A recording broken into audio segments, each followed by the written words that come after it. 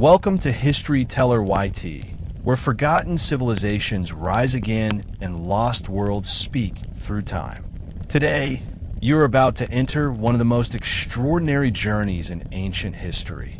The story of a people who didn't conquer with armies, but shaped the world with ships, trade, language, and imagination. This is the untold saga of the Phoenicians, the masters of the sea. For thousands of years, they traveled beyond the horizon, built harbors where no roads existed, connected empires that never even met, and carried ideas across oceans long before the world understood what global exchange truly meant. They gave humanity the alphabet, revolutionized navigation, engineered incredible ships, created the legendary Tyrian purple, founded mighty Carthage, and stood toe-to-toe with Roman battles that changed the course of history forever. From Byblos to Tyre, from Sidon to Carthage, from the Mediterranean to the Atlantic, their influence shaped continents, cultures, and civilizations. In this series, you will explore the birth of Phoenician cities and their rise to maritime power, their mastery of shipbuilding and celestial navigation, the purple dye industry that made kings kneel, the founding of Carthage, the jewel of the West, the Punic Wars, Hannibal's genius, and the tragedy of Carthage, their religion, myths, symbols, rituals, and worldview, their innovations in science, trade, governance, and culture, their legacy that survives today in our alphabets, economies, and identities. This is not just history. This is an adventure across oceans, across time, and across civilizations. By the time you finish this journey, you will understand how a people without an empire changed the world more than many kings, pharaohs, and emperors ever did. So sit back, relax, and prepare for a deep dive into the lost world of the Phoenicians. Let the waves guide you into a story of courage, brilliance, and timeless influence. Welcome to the voyage. The story of the Phoenicians begins on the sun-drenched eastern Mediterranean coast, along a narrow ribbon of land pressed between the mountains of Lebanon and the restless waves that defined their destiny. Long before they became the legendary masters of the sea, the people who would one day be called Phoenicians lived as small, independent communities clustered around natural harbors and rocky coves. These early settlements were not united by monarchy or empire, but by geography and necessity. Land was scarce, arable soil even scarcer, and the mountains forced them toward the sea as naturally as a river seeks its course. From this constraint grew opportunity, and from opportunity emerged a civilization whose influence would ripple across the ancient world for more than a millennium. In their earliest centuries, these coastal inhabitants likely saw themselves not as a single people, but as citizens of individual cities, Tyre, Sidon, Byblos, Arwad, each with its own traditions, rulers, and ambitions. Yet beneath these political differences lay a shared cultural fabric woven from language, religion, and, most importantly, the sea. The Mediterranean was not a barrier for them. It was an open road that offered freedom where the land could not. Fishing, boat building, and coastal trading began as survival strategies, but over generations they became marks of identity. This maritime orientation would shape everything: their economy, their mythology, their worldview, even their alphabet, which simplified writing in ways perfectly suited to keep records of trade. Archaeology reveals that by the 3rd millennium BCE, Byblos had already become a thriving port, exporting prize cedar wood to Egypt. These early scripts, carved into stone tablets, describe a flourishing exchange of goods and ideas. Timber, ivory, perfumes, papyrus, and craftsmanship moving across the waters in vessels whose design would later revolutionize Mediterranean navigation. Through these interactions, The Phoenicians absorbed influences from Mesopotamia and Egypt, yet never lost their own distinct character. Their gods were protectors of sailors and cities. Their artisans excelled in glasswork and metalwork. Their merchants cultivated relationships with distant shores. This early period laid the foundation for everything that would follow. A culture born of constraint transformed itself into one of innovation and expansion. Step by step, ship by ship, the early Phoenicians forged the tools that would allow them to dominate sea trade. Their coastal homeland, though modest in size, became the launching point for a civilization that would stretch from the Levant to the Atlantic Ocean. And yet, in these beginnings, no one could have foreseen that these seafaring towns would one day help spark global systems of trade, plant colonies across continents, and gift the world its most enduring innovation, the alphabet. As centuries passed, the scattered coastal communities matured into sophisticated city-states whose names would resonate through history. Byblos, famed for its papyrus trade. Sidon, known for its artisans and purple dye. Tyre, the island fortress that would one day defy the might of empires. These cities emerged gradually, shaped not by conquest, but by competition and resilience. Each harbor became a microcosm of commerce. Ships arriving heavy with metals, grains, spices, and textiles, and departing with cedar logs, finished goods, and the ever-sought purple dye that became the symbol of royalty throughout the ancient world. The independence of these cities fostered innovation. Without a single ruler to dictate policy, each city pursued its own strategy for growth.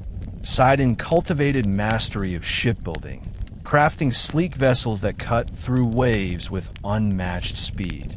Tyre invested in defensive strength. Rising from the sea on a sandstone island, it became nearly impregnable, defended by walls that seemed to grow directly from the waves. Byblos strengthened its ties with Egypt, developing religious and cultural connections that spanned centuries and influenced its architecture, rituals, and political structure. This competition, while intense, rarely erupted into destructive conflict. Instead, it spurred advancement. Merchants sought new trade routes. Artisans refined their crafts. Navigators pushed their ships farther into unfamiliar waters. The Phoenicians were not empire builders by land. They lacked the territory, manpower, and desire. But on the sea, they built an empire of relationships. Their networks extended like invisible threads across the Mediterranean basin, connecting Aegean islands, North African coasts, Iberian shores, and even the Atlantic routes that brushed the edges of myth. Religion played a central role in this maritime identity. Temples to Melkart, Astarte, Baal, and Tanit stood at the hearts of cities and colonies, serving as spiritual anchors and community hubs. Many of these deities embodied aspects of nature that mattered to seafarers: storms, fertility, navigation, protection. Rituals were conducted before major voyages, and sacred fires burned at night as beacons for returning ships. The sea was both provider and destroyer, and divine favor was considered essential for survival. Through this blend of competition, innovation, and spiritual devotion, the Phoenician city-states became indispensable to the broader ancient world. Their trade networks supplied raw materials to empires, transmitted artistic styles and technological knowledge, and facilitated cultural exchange on unprecedented scales. Each city-state stood as a testament to what a small maritime power, fueled by ambition and ingenuity, could achieve. And behind their rise lay the instrument that would enable their expansion even further: their rapidly advancing mastery of shipbuilding and navigation. The Phoenicians earned their most enduring title, Masters of the Sea, through their unparalleled skill in shipbuilding, an art refined over generations. They were among the first in the ancient Mediterranean to design ships specifically for long-distance trade, rather than for short coastal journeys. Their early vessels evolved from simple wooden canoes into advanced merchant ships and war galleys, each tailored to distinct purposes. Using the abundant cedar wood from the mountains of Lebanon, light, strong, and naturally resistant to decay, they built hulls capable of withstanding months at sea. The long, curved planks were precisely fitted together, sealed with resin, and reinforced with rope bindings in a technique admired by ancient engineers. The merchant ships, known as galleys, were wide-bodied and deep-keeled, capable of carrying large cargo loads across vast distances. Their rounded hulls allowed for stability in rough waters, while the single square sail provided power on open seas. Steering oars at the stern granted maneuverability, and Phoenician captains became famed for their ability to navigate even treacherous waters with minimal visibility. These ships enabled the transport of timber, perfumes, metals, dyes, luxury goods, and countless other products that filled the markets of the Mediterranean.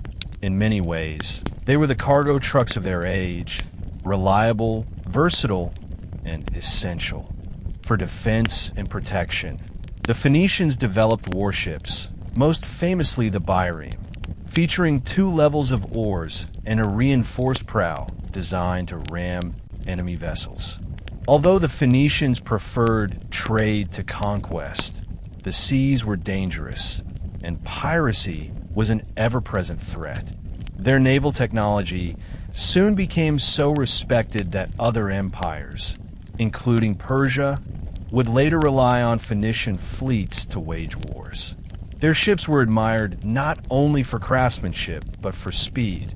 The slender design, expert use of oars, and efficient sail rigs allowed Phoenician vessels to outrun or outmaneuver nearly any opponent.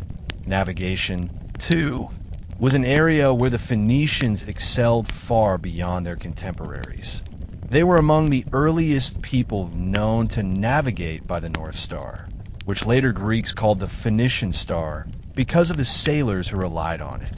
They read currents, wind patterns, and coastal formations with extraordinary accuracy, using knowledge accumulated through oral tradition and practical experience.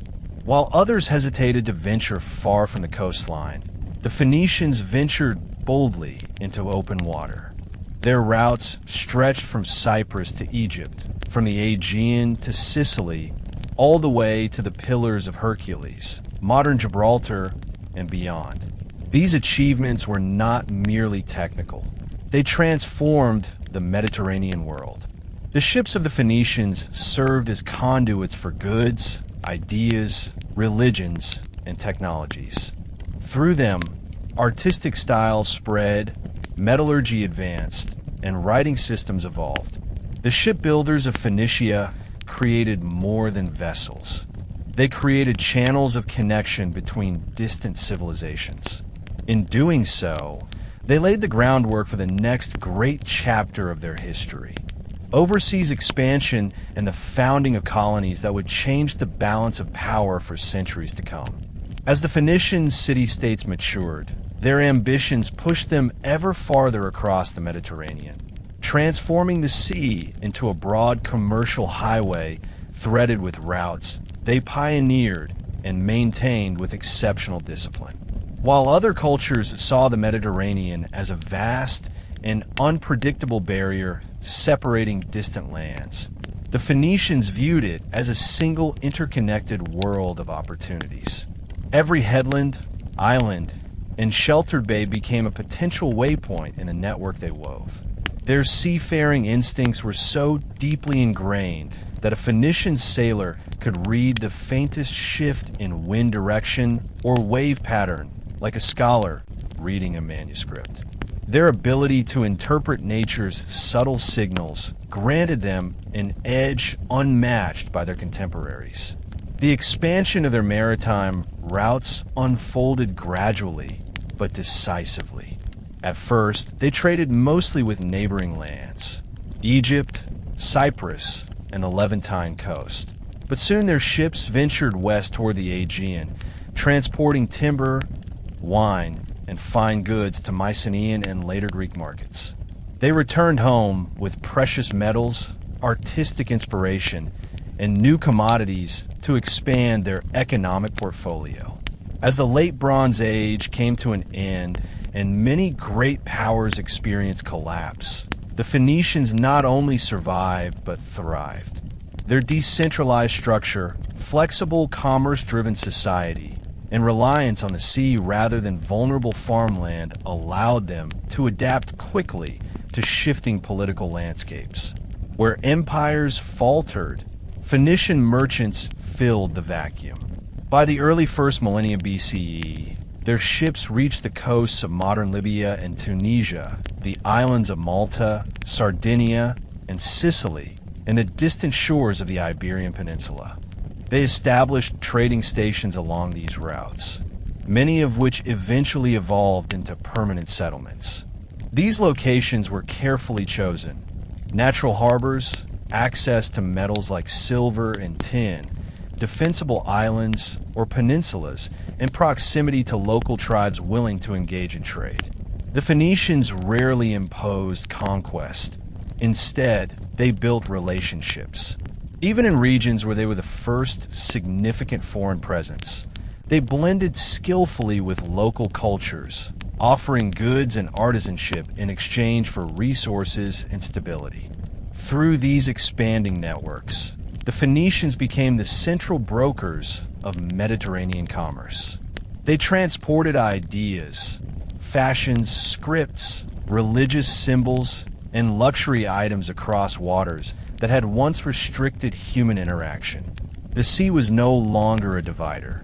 It became a circulatory system pumping wealth and knowledge from east to west.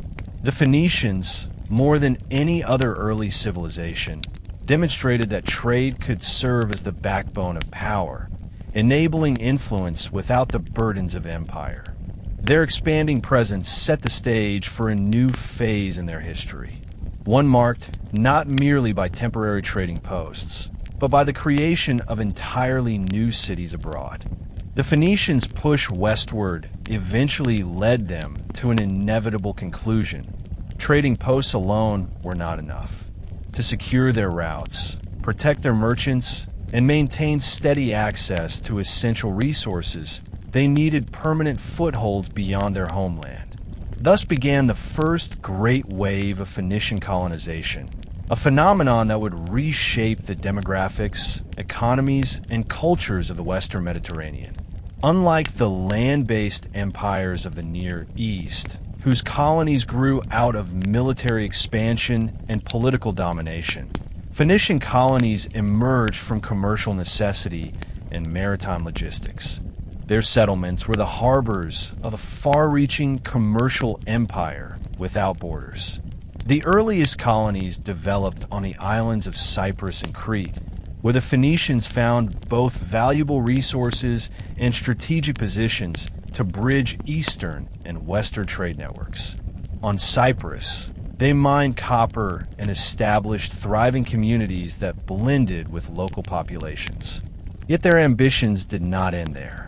As their navigational skill advanced, they pushed deeper into the central Mediterranean. They founded stations on Malta and Gozo, which offered safe stopping points for ships traveling long distances. On Sicily and Sardinia, they confronted Greek settlers and local tribes, but rather than engage in open conflict, the Phoenicians often negotiated or relocated to coastal zones that still offered direct access to inland metals and agricultural produce. Sardinia, especially, became an essential link in the Phoenician chain of influence. Its rich metal deposits and central location made it a crossroads for interactions between the Phoenicians, indigenous Nuragic peoples, and various Mediterranean traders. The colony of Nora, one of the oldest Phoenician settlements in the Western Mediterranean, stood as a testament to their early ambitions. Their architecture, pottery, religious symbols, and language gradually blended into local cultures, creating hybrid communities that maintained strong connections to the homeland while developing their own distinct identities. By the 9th century BCE, the Phoenicians had established a dense web of colonies stretching from Cyprus in the east to the Atlantic-facing coasts of Iberia in the west. Gator, modern Cadiz, founded near the mouth of the Guadalquivir River, became one of their most prosperous colonies.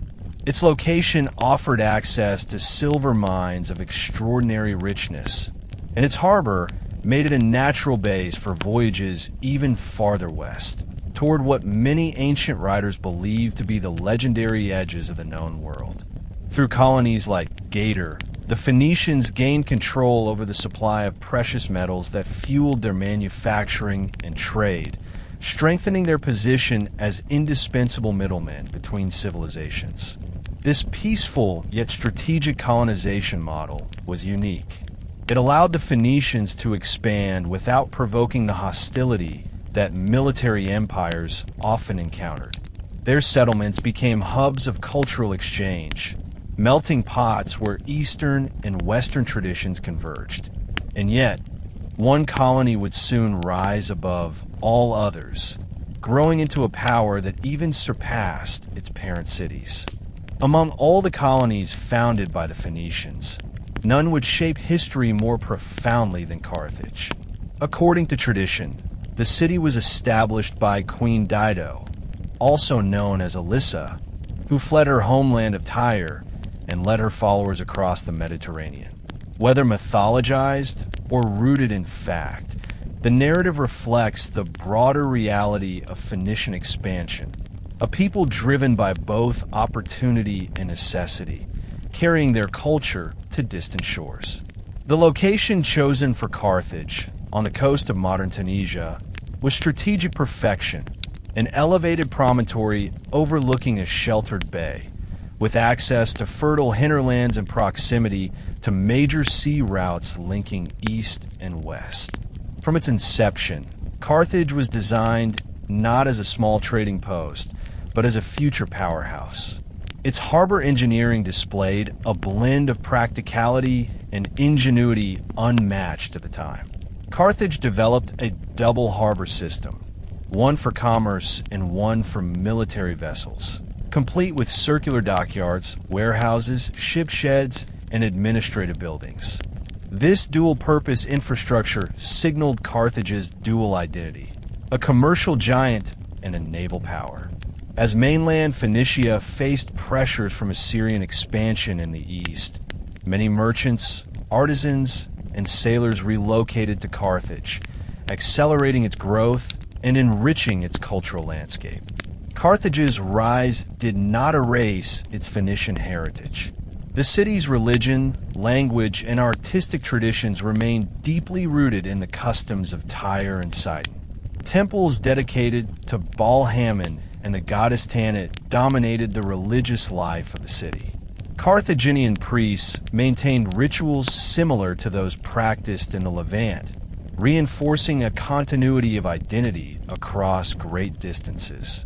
Yet Carthage also forged its own character, shaped by its African environment, its relationships with local Berber communities, and its growing political independence.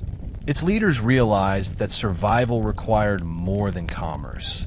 They needed strong defenses, organized governance, and a powerful navy to protect their interests. While older Phoenician city-states were constrained by limited territory and the constant threat of imperial domination, Carthage possessed space, resources, and freedom. Over generations, this allowed it to evolve from a proud daughter city of Tyre into the beating heart of a new Phoenician world, one that would, in time, overshadow all others. It expanded its influence across North Africa, the Balearic Islands, Sardinia, western Sicily, and southern Iberia.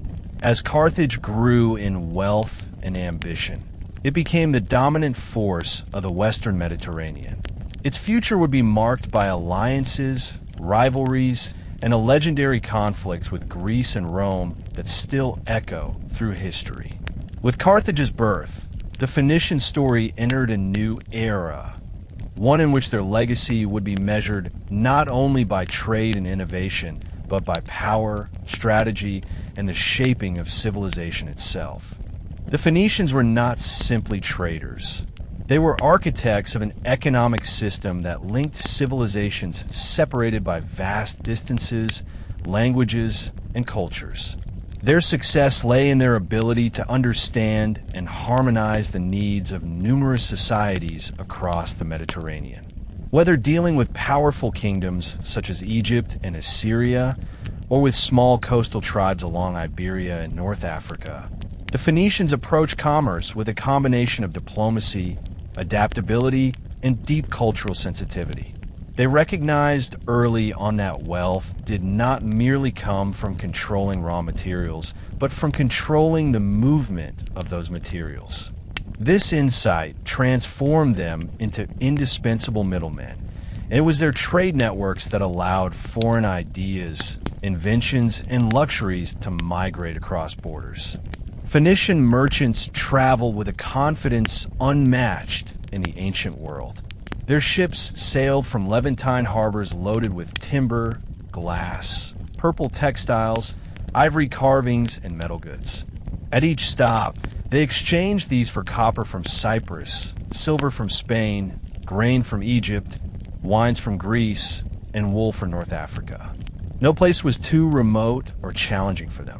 Their trading posts dotted coastlines like beads on a necklace, forming a chain that connected the Atlantic to the eastern Mediterranean. Every link was chosen with meticulous care. Safe harbors, access to inland trade routes, and friendly relations with indigenous groups were prerequisites. The Phoenicians respected local customs and rarely imposed their own values by force, a quality that made their presence more welcome compared to aggressive empires seeking domination.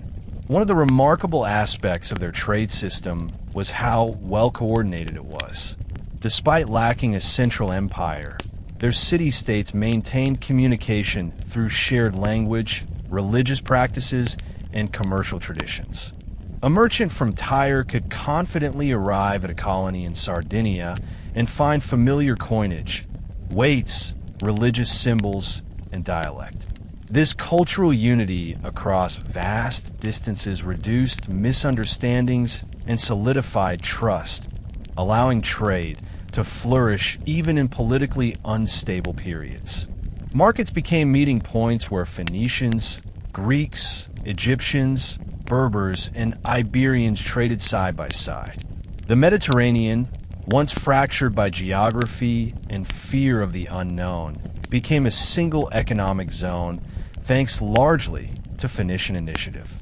The Phoenicians also possessed an intuitive understanding of supply and demand. They were quick to recognize which regions lacked specific materials and which possessed surpluses.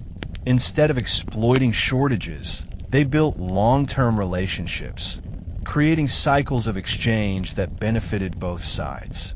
They often introduced new products to regions unfamiliar with them, stimulating desire and creating entirely new markets. Their trade became not only a source of wealth, but a catalyst for cultural change. They carried new technologies, artistic styles, and agricultural practices across the sea. In many ways, their commerce served as an ancient form of globalization, knitting together peoples who might otherwise have remained isolated. The Phoenicians did not conquer by sword, but their economic influence was far-reaching, and it reshaped the Mediterranean world in ways that would endure for centuries.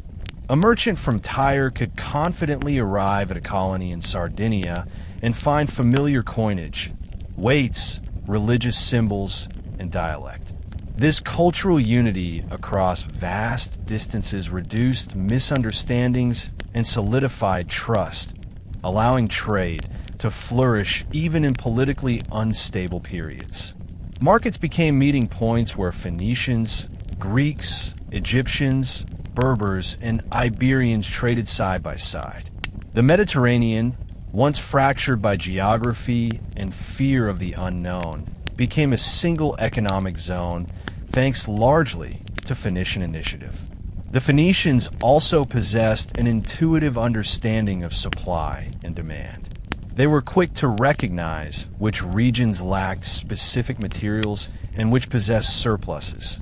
Instead of exploiting shortages, they built long-term relationships, creating cycles of exchange that benefited both sides. They often introduced new products to regions unfamiliar with them, stimulating desire and creating entirely new markets. Their trade became not only a source of wealth, but a catalyst for cultural change. They carried new technologies, artistic styles, and agricultural practices across the sea. In many ways, their commerce served as an ancient form of globalization, knitting together peoples who might otherwise have remained isolated. The Phoenicians did not conquer by sword, but their economic influence was far-reaching, and it reshaped the Mediterranean world in ways that would endure for centuries.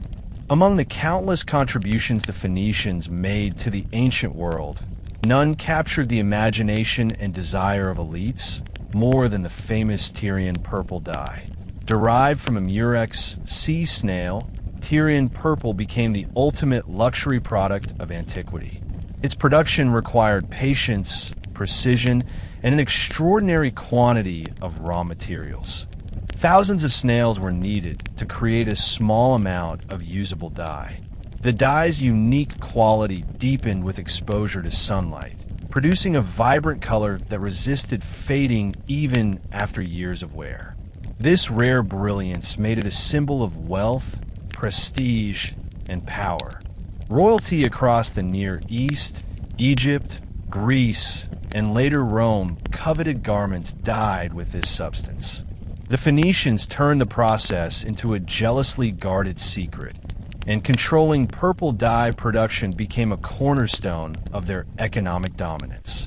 But purple dye was only one part of a larger portfolio of luxury goods that Phoenician artisans mastered. Their craftsmanship in glassmaking was unparalleled. They developed new techniques for blowing, coloring, and shaping glass into vessels, beads, and ornaments that dazzled buyers across the Mediterranean. These items were highly valued, not only for their beauty, but for their functionality. Glass vessels were ideal for storing perfumes, oils, and cosmetics, products that Phoenicians also produced and exported widely. Their metalwork, including silver bowls, bronze figurines, and intricately engraved jewelry, became sought-after items, often imitated but rarely matched in quality. The Phoenicians also excelled in producing fine carpentry and ivory carving, using cedar and exotic materials imported from Africa and the Middle East. Their artisans brought foreign motifs into their designs, fusing Egyptian, Mesopotamian, and local styles into unique blended forms. This artistic synthesis made their goods appealing to diverse markets. A nobleman in Greece might purchase a Phoenician-crafted bowl decorated with Egyptian lotus flowers, while an Egyptian noble might buy a Phoenician chest adorned with Levantine cedar and Mesopotamian-inspired patterns. This cultural flexibility made the Phoenicians highly effective at satisfying international tastes. Precious metals formed another pillar of their wealth. Silver from Iberia, tin from Cornwall, traded through intermediaries, and copper from Cyprus flowed through Phoenician hands. They refined, reworked, and redistributed metals in ways that maximized value. The Phoenicians were adept at spotting untapped resources and swiftly establishing trade routes to exploit them. Their presence in southern Spain, near the Rio Tinto mines, for example, transformed the region into one of the most productive metal hubs of the ancient world. Their colonies there protected access to these vital materials and allowed Phoenician artisans at home and abroad to maintain their output. Combined, these luxury goods elevated the Phoenicians from simple traders to cultural ambassadors and economic powerhouses. Their merchandise was not merely functional or decorative. It became a symbol of sophistication, wealth, and global connection. Across the Mediterranean, to own Phoenician goods was to possess a piece of the wider world. This desire for connection made the Phoenicians indispensable and ensured that their influence spread not only through commerce, but through the daily lives and aspirations of countless societies. While the Phoenicians' economic achievements were remarkable, their cultural impact was equally profound. Every voyage, every trade negotiation, and every new colony established became a channel through which ideas, beliefs, languages, and technologies flowed. The Phoenicians were not missionaries in the traditional sense. They did not seek to convert or dominate, but their constant movement across the Mediterranean created opportunities for cultural blending on an unprecedented scale. They acted as cultural mediators, carrying symbols, knowledge, and customs from one region to another and inadvertently shaping the development of numerous civilizations. One of the most influential elements they spread was artistic style. Phoenician craftsmen incorporated motifs from all corners of their trade network, blending them into unique hybrids that later inspired Greek, Etruscan, and Roman art. Decorative patterns, metalwork techniques, pottery styles, and architectural influences traveled through Phoenician trade channels. For instance, their intricate ivories, found in archaeological sites from Israel to Spain, display a complexity and elegance that influenced local artisans. Greek geometric pottery absorbed motifs seen on Phoenician wares, and Egyptian-style amulets, carried by Phoenician merchants, appeared in regions far beyond the Nile.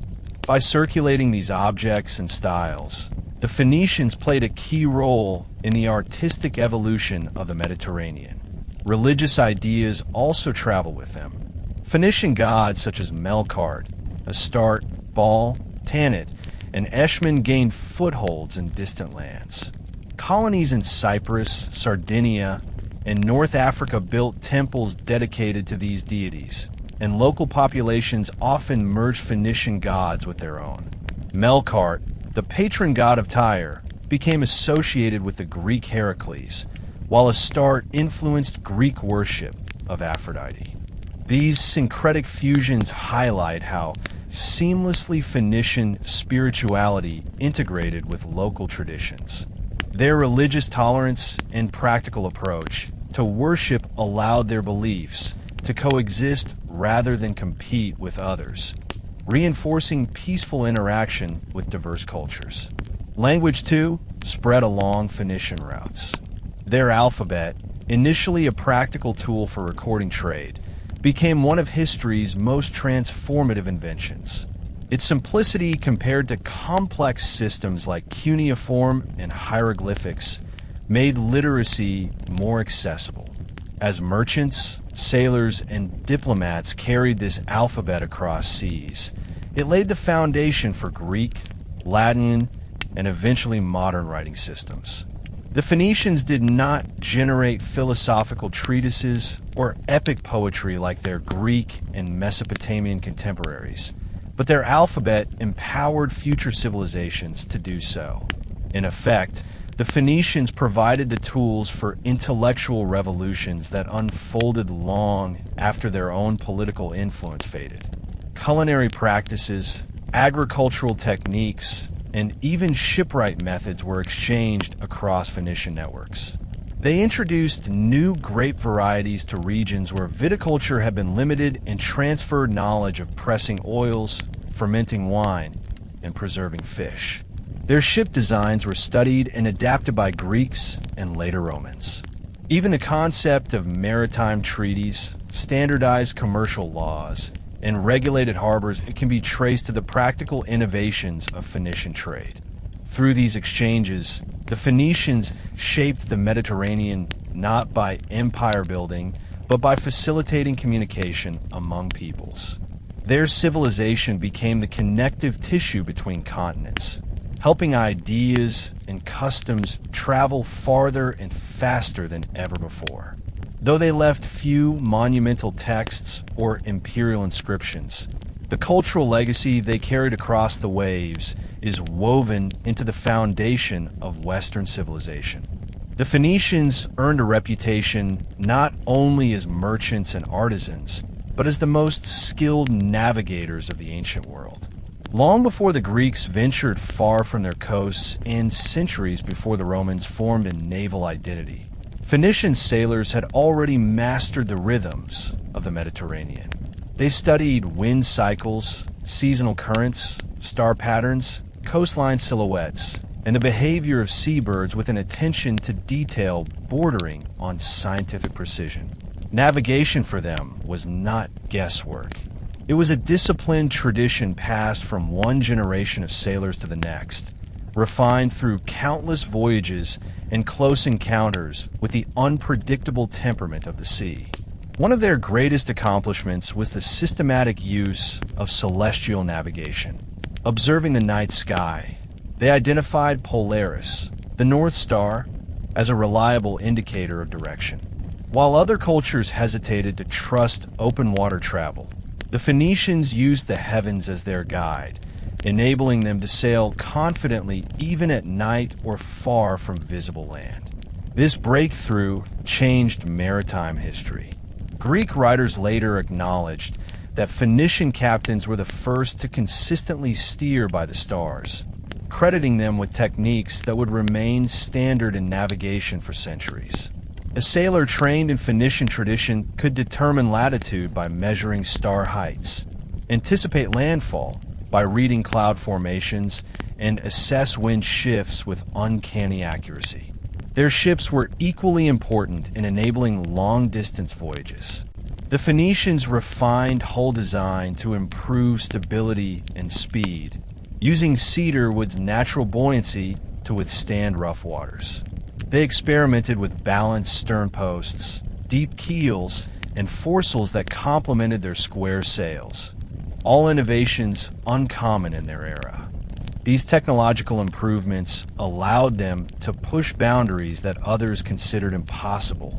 They traveled not merely coast by coast, but across open sea gaps, bridging distances between islands and continents with remarkable efficiency. Their understanding of winds like the Etesians in the Aegean or the trade-like patterns in the Western Mediterranean gave them an advantage that virtually no other civilization possessed at the time.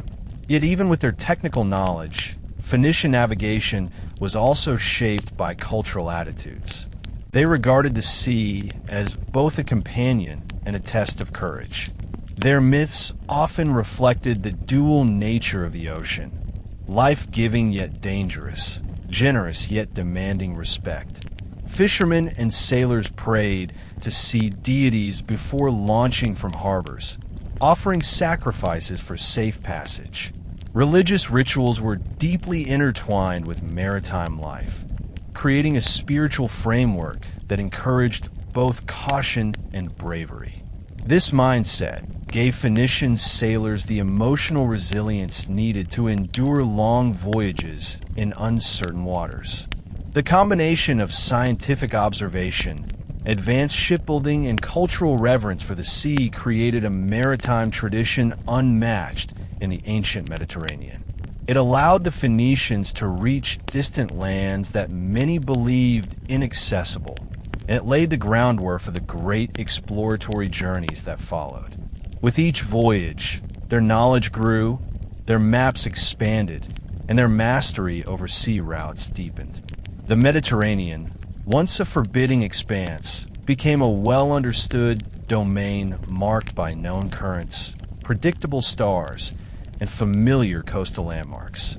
And yet, the Phoenicians did not stop there. They pushed beyond the familiar world into regions shrouded in mystery. Phoenician exploration did not end at the Pillars of Hercules, the strait we now call Gibraltar. To most ancient peoples, this was the edge of the world, a gateway to unknown waters filled with dangers, monsters, and unpredictable storms.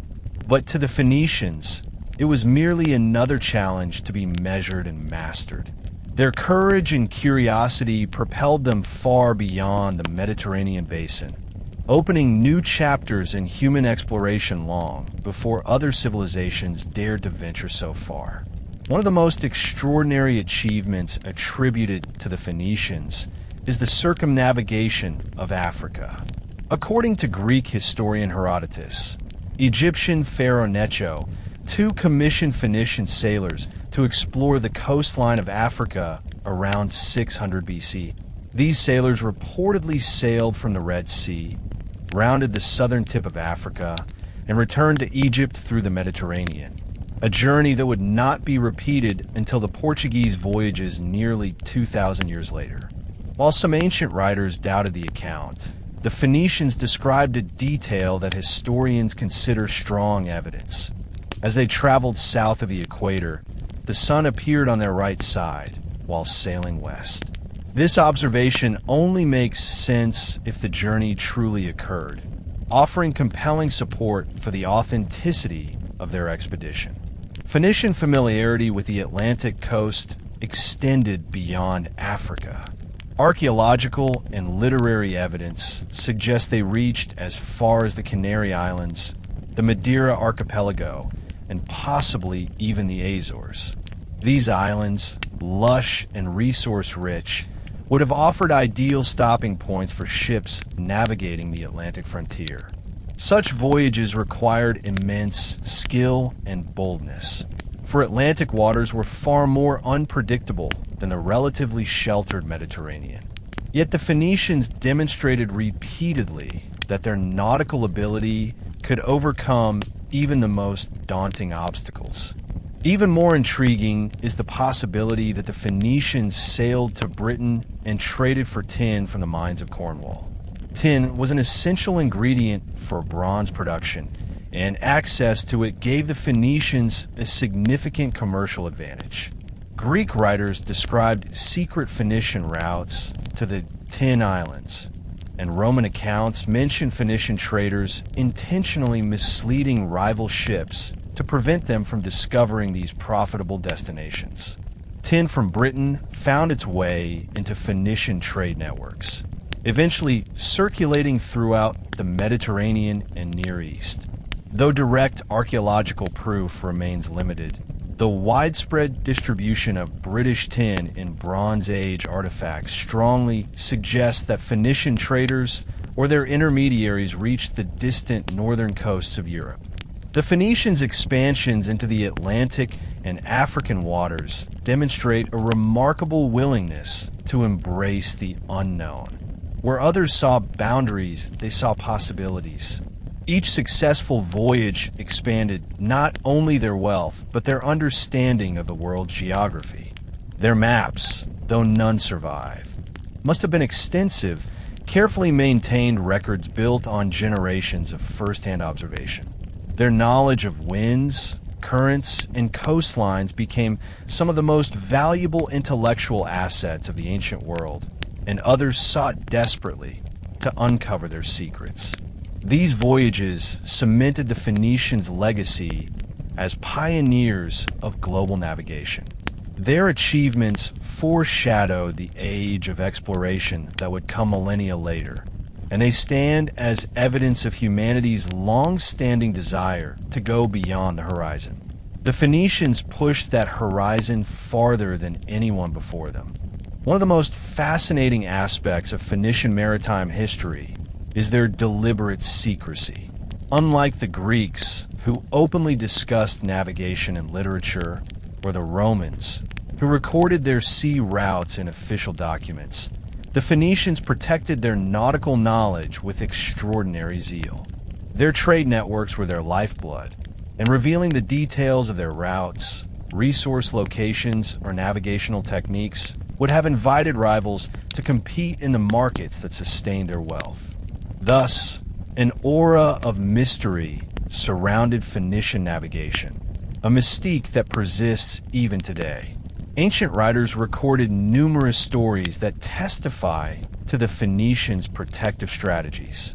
Greek historians mention Phoenician captains intentionally misleading foreign ships, sometimes even running their own vessels aground to prevent their pursuers from learning the path to valuable trade regions.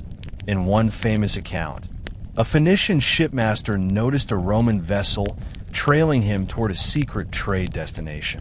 Rather than allow the Romans to follow, he deliberately steered his ship into dangerous shallows, sacrificing both vessels.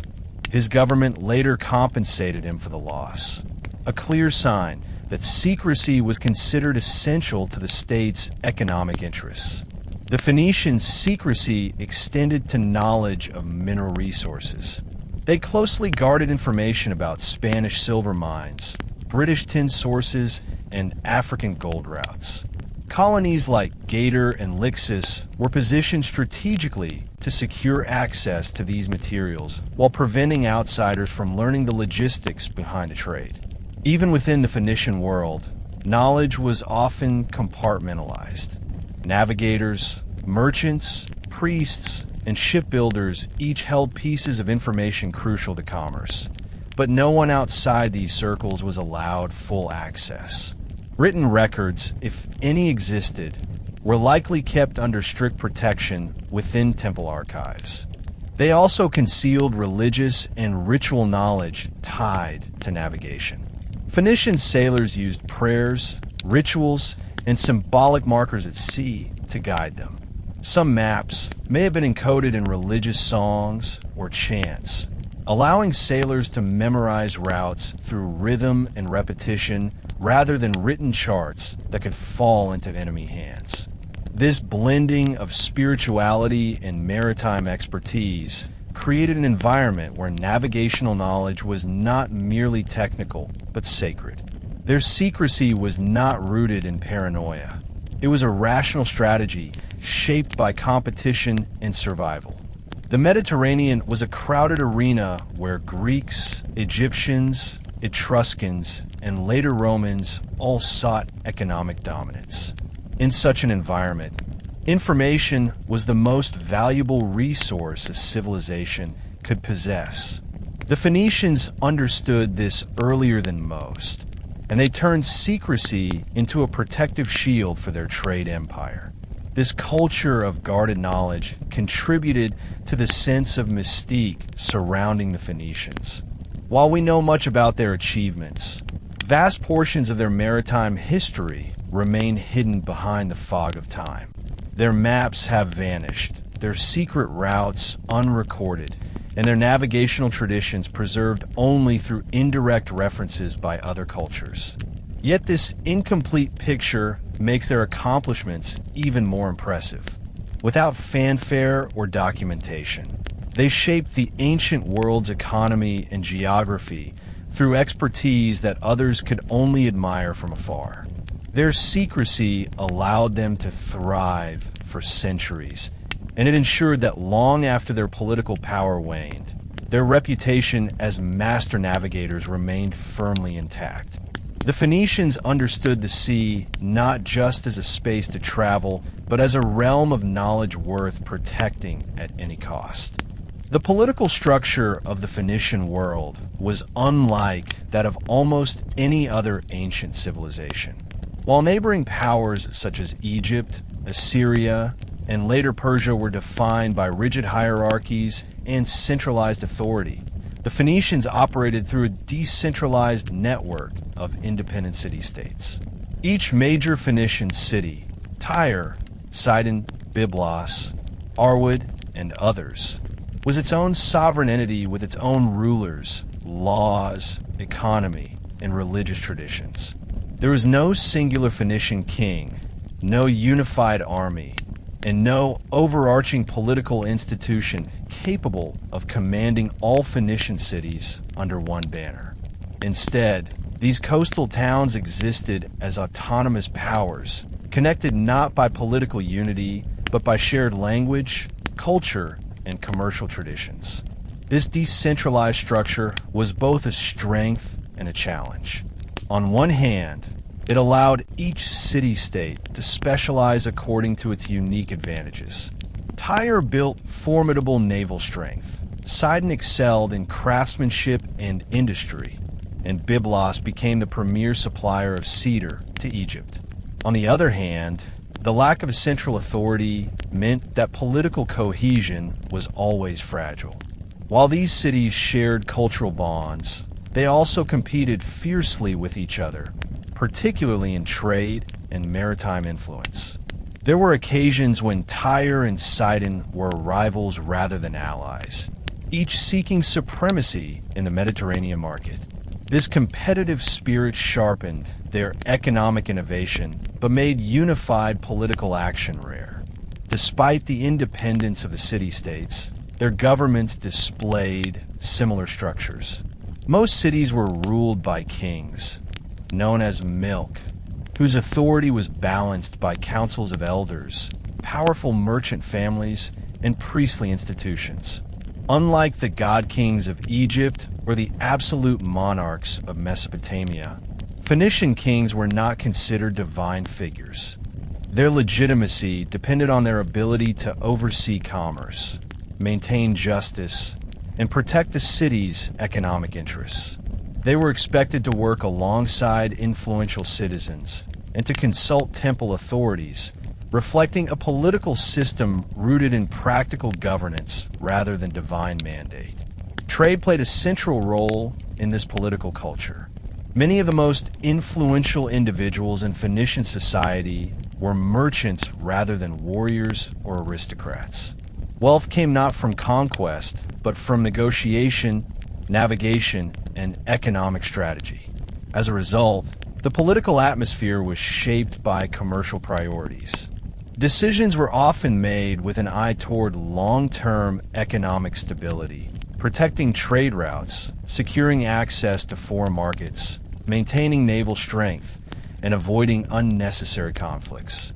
Diplomacy was a hallmark of Phoenician politics. They frequently negotiated treaties, alliances, and trade agreements with foreign powers to ensure safe passage and commercial advantage. Religion also shaped political life. Temples served not only as spiritual centers, but as administrative hubs and financial institutions. Priests oversaw land transactions, regulated trade disputes, and managed community resources. Offerings to the gods symbolized public commitments, and many political decisions were announced in sacred spaces. The gods of the Phoenicians, Melkart, Astarte, Baal-Hamon, Tanit, were deeply intertwined with civic identity. Their festivals strengthened social unity, and their symbols adorned official seals and government documents. This complex political environment allowed the Phoenicians to thrive for centuries. Their decentralized structure protected them from complete collapse when empires invaded. If one city fell, others could survive.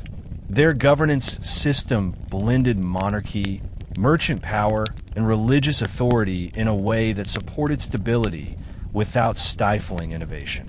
Though they never formed a unified empire, their influence spread across vast regions through the power of trade, diplomacy, and maritime skill. In many ways, their political identity was as fluid and dynamic as the sea they navigated, a flexible, adaptive system capable of enduring through dramatic changes in the ancient world.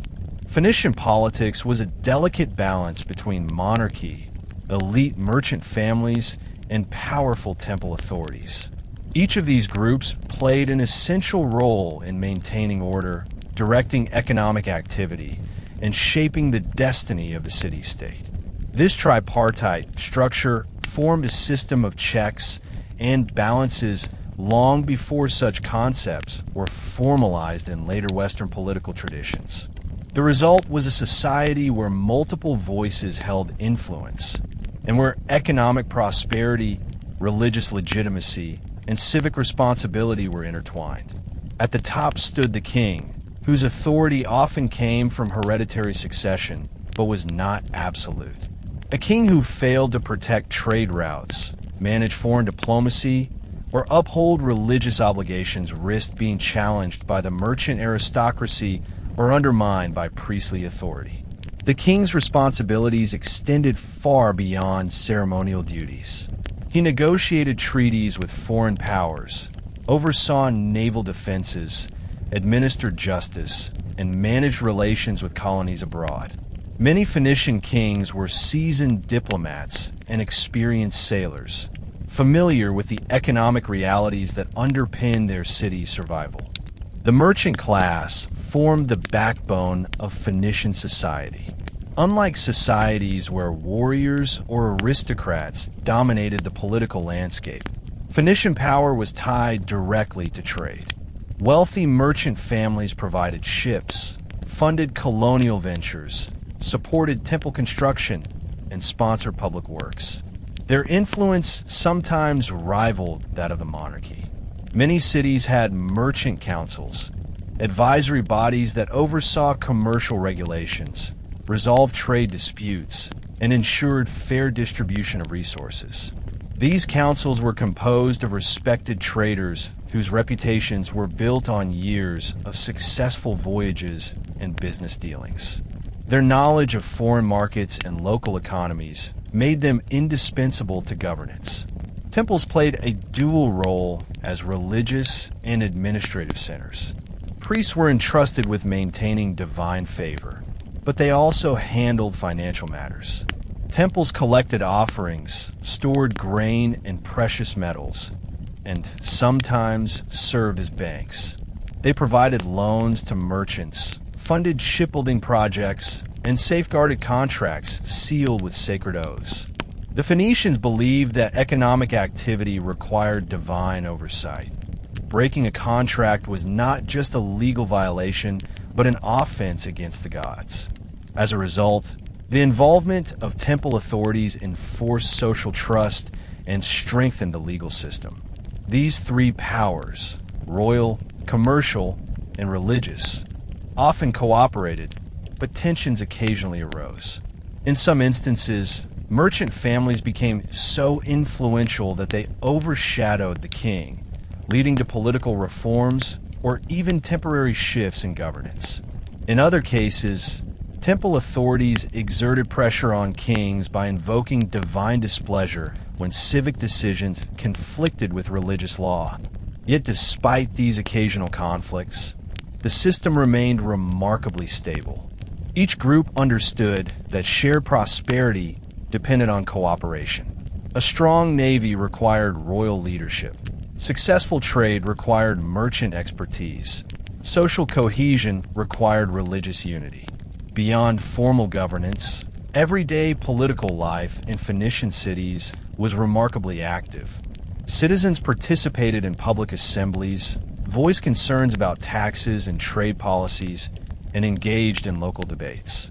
While not democratic in a modern sense, Phoenician political culture valued consultation and community involvement. This participatory atmosphere fostered civic pride and encouraged people to contribute to the city's well-being. The political harmony of Phoenician city-states was rooted in pragmatism. Their survival depended on adaptability in a world dominated by powerful empires and dangerous seas. Their flexible blend of monarchy, commerce, and religion created a system capable of weathering crises without collapsing. It was a political identity born of necessity, but refined through centuries of experience, making the Phoenicians one of the most resilient and influential cultures of the ancient Mediterranean. No civilization in the ancient Near East existed in isolation, and the Phoenicians were no exception. As their city-states prospered, they attracted the attention of powerful empires eager to control the wealth flowing through Mediterranean trade routes.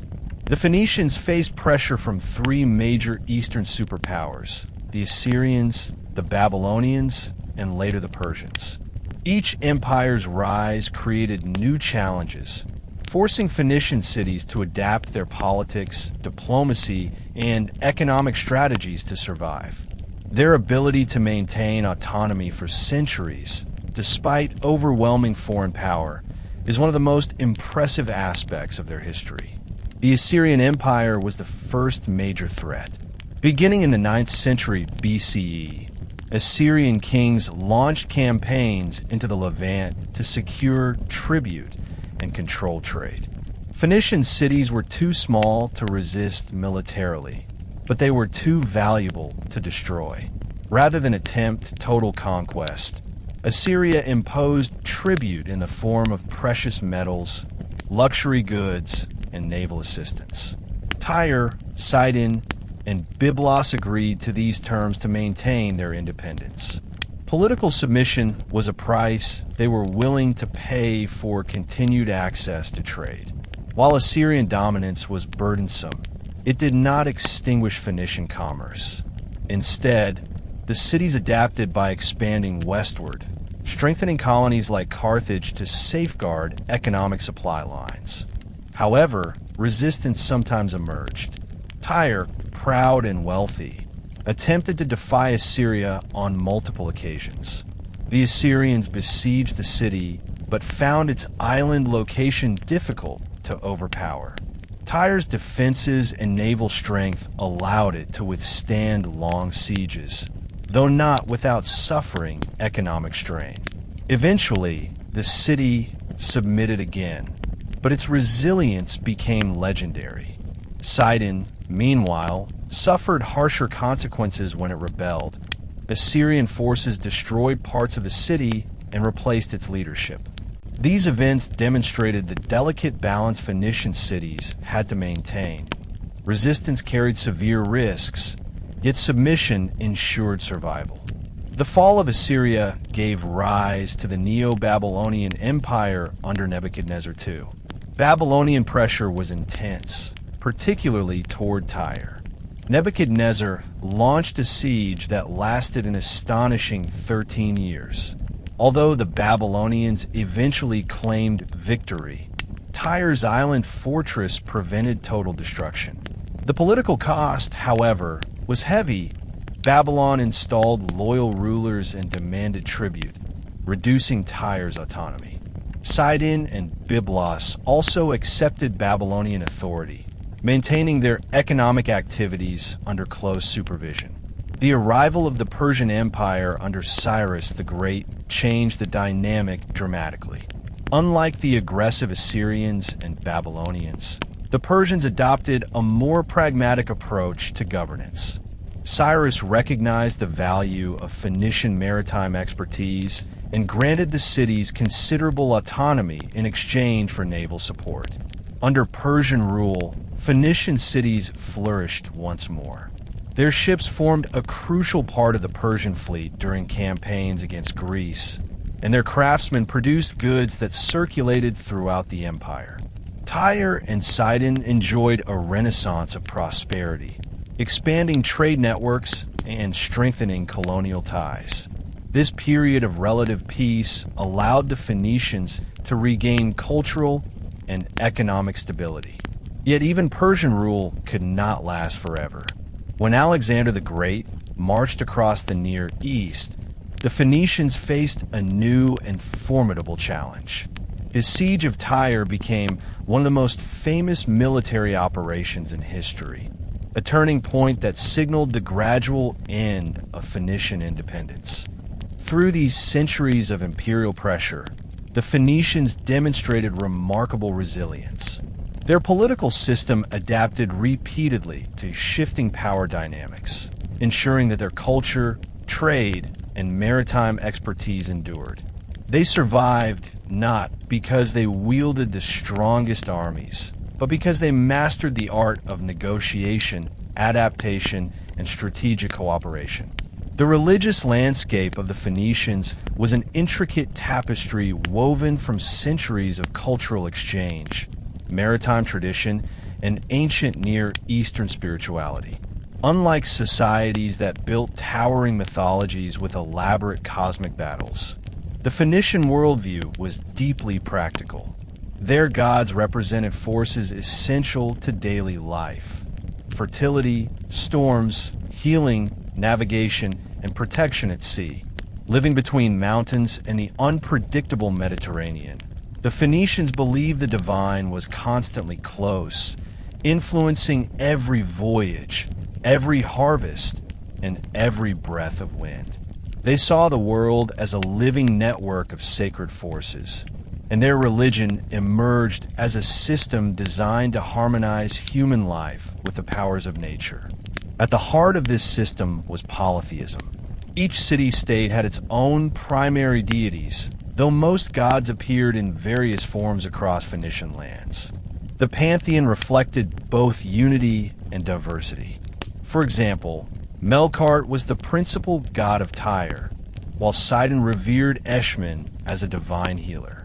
Byblos, one of the earliest Phoenician cities, cultivated its own traditions around Balat Jebel, a goddess associated with motherhood and protection. This local focus did not mean isolation. Merchants, sailors, and travelers carried religious practices from one city to another, blending rituals and sharing myths. Over time, the pantheon became a fluid network of deities whose attributes evolved through constant cross-cultural contact. The natural world shaped Phoenician theology profoundly. The sea was both a giver and taker of life, and the Phoenicians understood its dual nature better than any other ancient people. They believed the gods communicated through storms, winds, and tidal patterns. When a voyage began, sailors invoked divine protection through offerings, prayers, and symbolic gestures. In difficult weather, they sang hymns to Ben-Hadad or Baal, calling for calm winds or safe passage. The sea was sacred, not because it was mysterious, but because it was intimately familiar.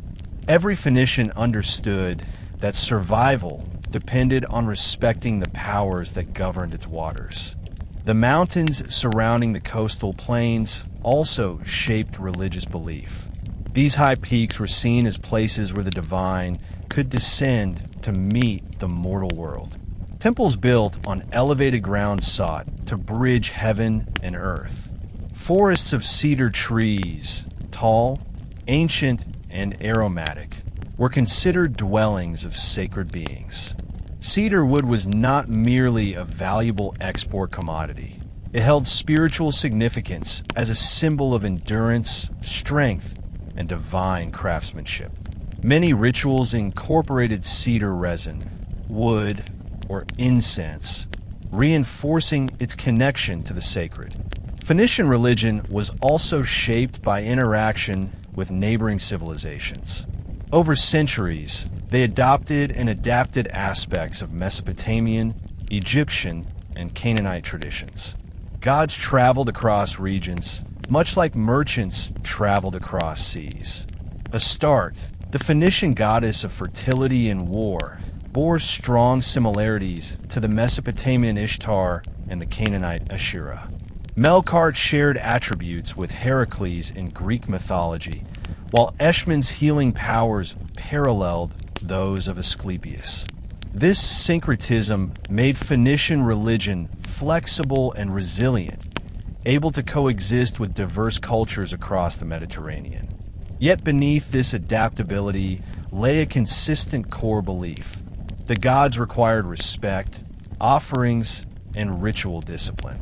Maintaining divine favor was essential for not only individuals, but entire communities. Successful trade voyages, abundant harvests, and protection from enemies were seen as signs of divine approval. Misfortune indicated spiritual imbalance. Religion was therefore not a separate sphere of life. It was embedded in every decision, from building ships to founding colonies.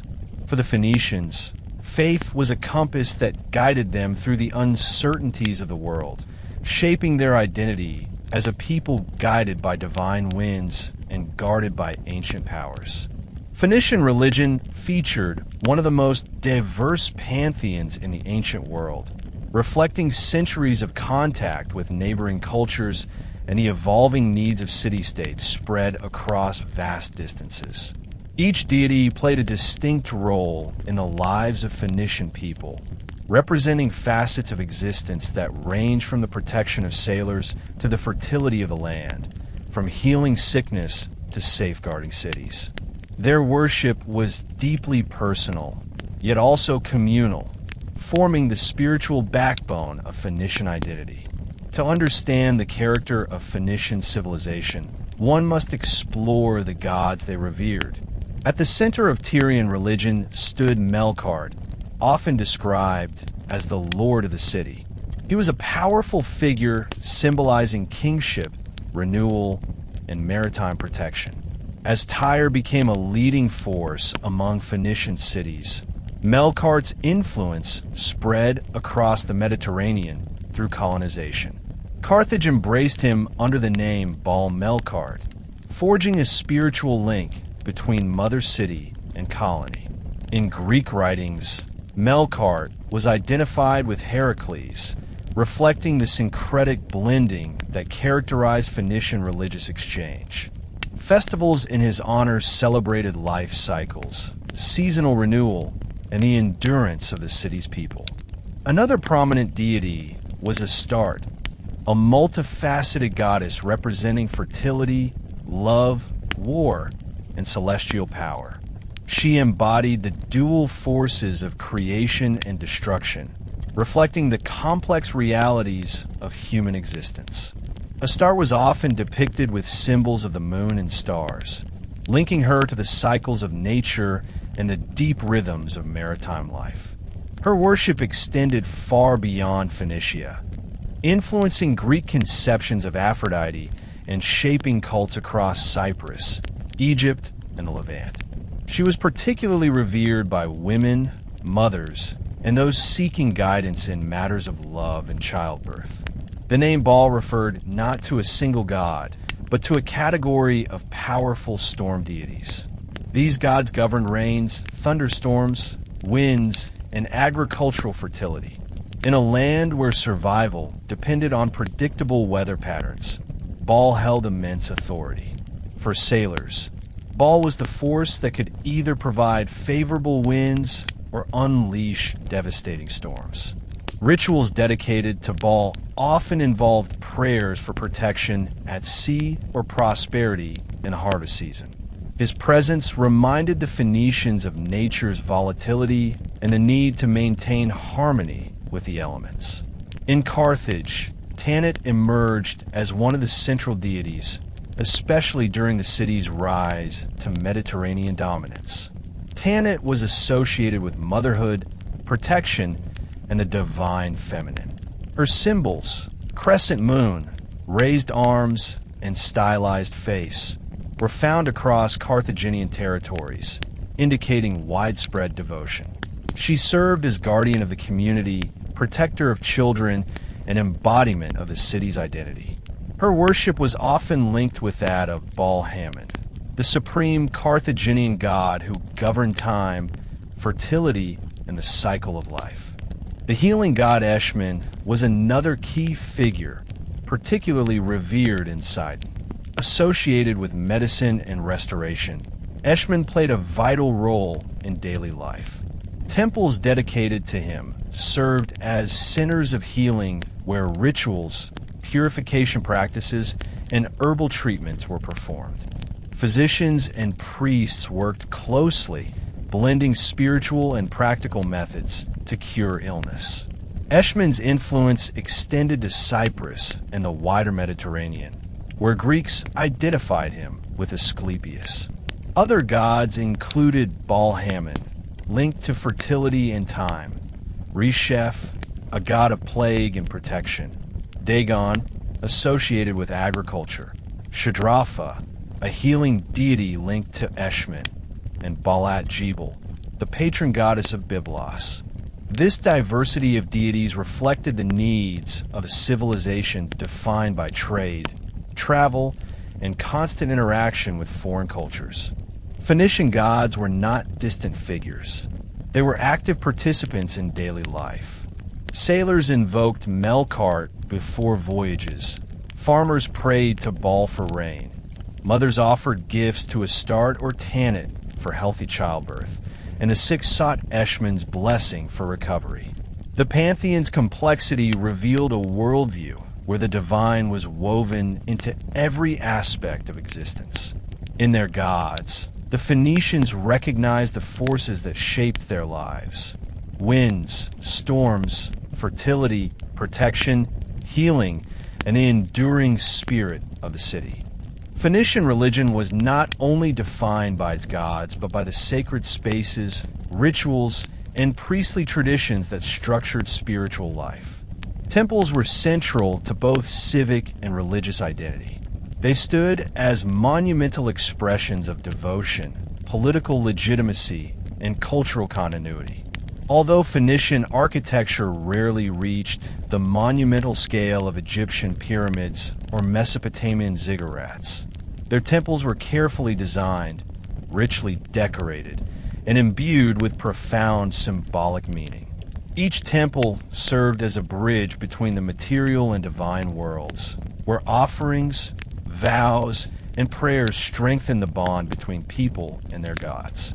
Temples were often built in elevated locations, on hilltops, near cliffs, or overlooking harbors, symbolizing spiritual connection with the heavens or providing visibility to sailors returning from long voyages. Ports like Tyre and Sidon positioned temples near the coastline so that mariners could offer prayers upon arrival or departure. Sacred fires and incense burned continuously, serving as beacons of divine presence. The smell of cedar, myrrh, and frankincense filled these sacred spaces, creating an atmosphere that reflected both earthly luxury and spiritual reverence. Inside temple complexes, priests performed an essential role. They were responsible not merely for conducting rituals, but for maintaining social order. Priests acted as interpreters of divine will, guardians of sacred knowledge, and administrators of communal wealth. They managed offerings, oversaw temple finances, and regulated oaths sealed in sacred spaces. Many temples functioned as early financial institutions, storing wealth and offering loans to merchants under divine protection.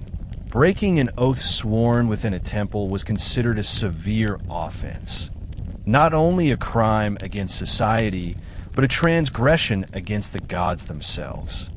Rituals varied widely depending on the deity and the city. Offerings of animals, wine, grain, perfume, and crafted goods were common. Festivals celebrated seasonal cycles, maritime victories, or the renewal of kingship. In ceremonies for Melkart, Tyrians reenacted myths of death and rebirth, symbolizing the renewal of the city and the continuity of its divine protection. For a start, worship often included music, dancing, and processions, reflecting her association with fertility and creativity.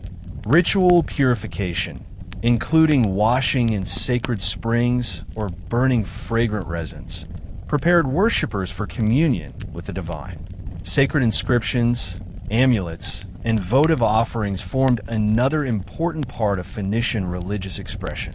Travelers often left small statues or inscribed tablets, thanking the gods for safe passage. Fishermen deposited offerings at coastal shrines carved into cliffs or placed altars near harbors. These acts created a spiritual map of Phoenician presence across the Mediterranean. Wherever their ships landed, traces of their faith followed. One of the most enduring aspects of Phoenician religious architecture was the open-air sanctuary. Unlike enclosed temples common in other cultures, many Phoenician sacred spaces were built without roofs, allowing sunlight, moonlight, and natural elements to interact directly with the rituals. These open-air altars reflected the Phoenicians' belief in nature's sacredness and reinforced their connection to the environment.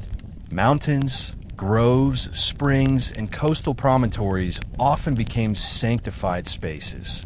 In these places, worship felt immediate, intimate, and deeply connected to the world around them.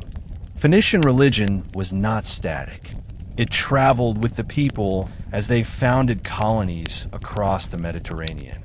Carthage, in particular, developed grand temples dedicated to Baal Hammon and Tanit, blending old traditions with new interpretations shaped by life in North Africa.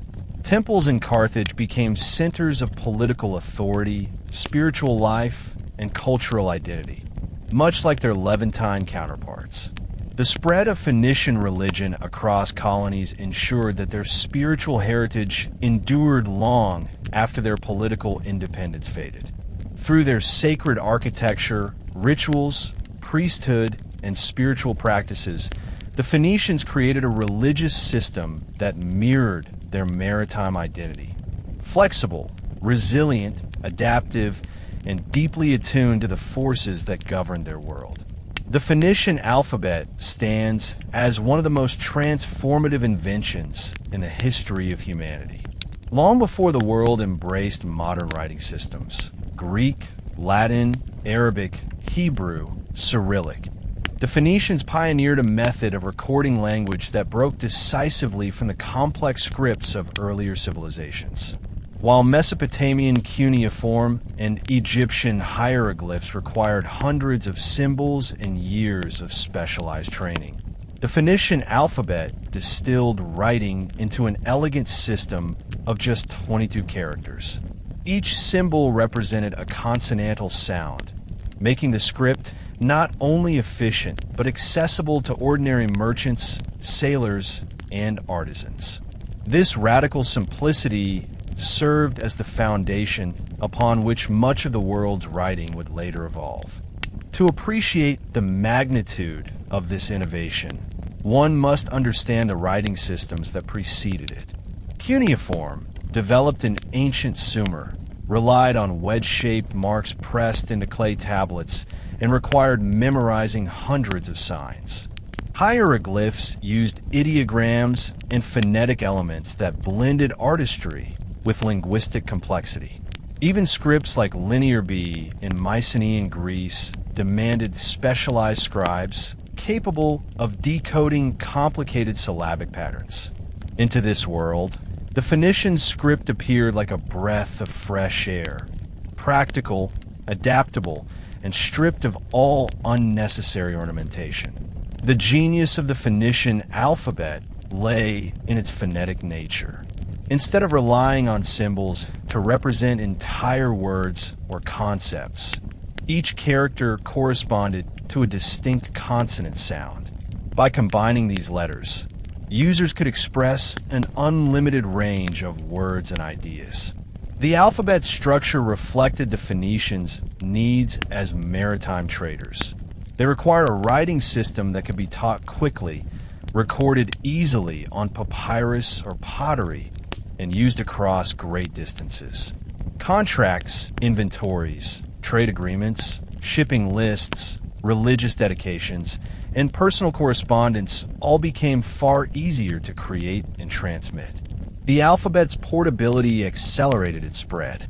Unlike cuneiform, which required clay tablets and styluses, the Phoenician script could be written with ink on papyrus, parchment, or pottery shards. Merchants carried these writing materials on voyages, and the script traveled wherever Phoenician ships went. In markets from Cyprus to Spain, from North Africa to the Aegean, the alphabet became intertwined with commerce. As Phoenician colonies grew, especially Carthage, the alphabet embedded itself even deeper into the fabric of Mediterranean communication. For many communities, learning the Phoenician alphabet meant gaining access to global trade networks. Another remarkable aspect of this alphabet was its adaptability. The Phoenicians designed a writing system based on language fundamentals rather than cultural exclusivity. Unlike Egyptian hieroglyphs, whose sacred characters tied the script tightly to specific religious contexts, the Phoenician alphabet was secular and functional. This openness made it easy for other cultures to adopt and modify. Greeks borrowed the script and added vowels. The Arameans adapted it for administrative use across the Near East. Hebrews transformed it into the square script recognizable today. Eventually, through Greek and Latin evolution, The Phoenician alphabet became the ancestor of nearly all alphabetic systems used across Europe and the Americas. The alphabet also democratized literacy in a way no earlier system achieved. While it did not make every Phoenician literate, it significantly broadened access to reading and writing. Merchants, sailors, craftsmen, and even lower status citizens could gain functional literacy without years of formal schooling. This development had profound economic consequences, enabling standardized contracts, accurate bookkeeping, and widespread record-keeping essential for long-distance trade. In creating a writing system grounded in practicality, the Phoenicians unwittingly reshaped the intellectual future of humanity. Their alphabet was not the result of royal decree or priestly invention. It emerged organically from daily life, guided by the needs of a people whose world revolved around communication across seas. Through their letters, they gave voice to cultures that would one day inherit and transform the script, proving that the simplest ideas can sometimes carry the greatest power. The spread of the Phoenician alphabet across the ancient world was not a sudden or forced phenomenon. Rather, it evolved gradually as a natural consequence of the Phoenicians' extensive commercial interactions and colonial ventures. Every port they visited, every transaction they conducted, and every colony they founded became a conduit for linguistic transmission, rather than evangelizing their writing system. The Phoenicians shared it through the rhythms of everyday life, allowing the alphabet to embed itself organically into the cultures that encountered it. Phoenician merchants were the primary agents of this diffusion. As they traveled from city to city carrying goods, they also carried knowledge.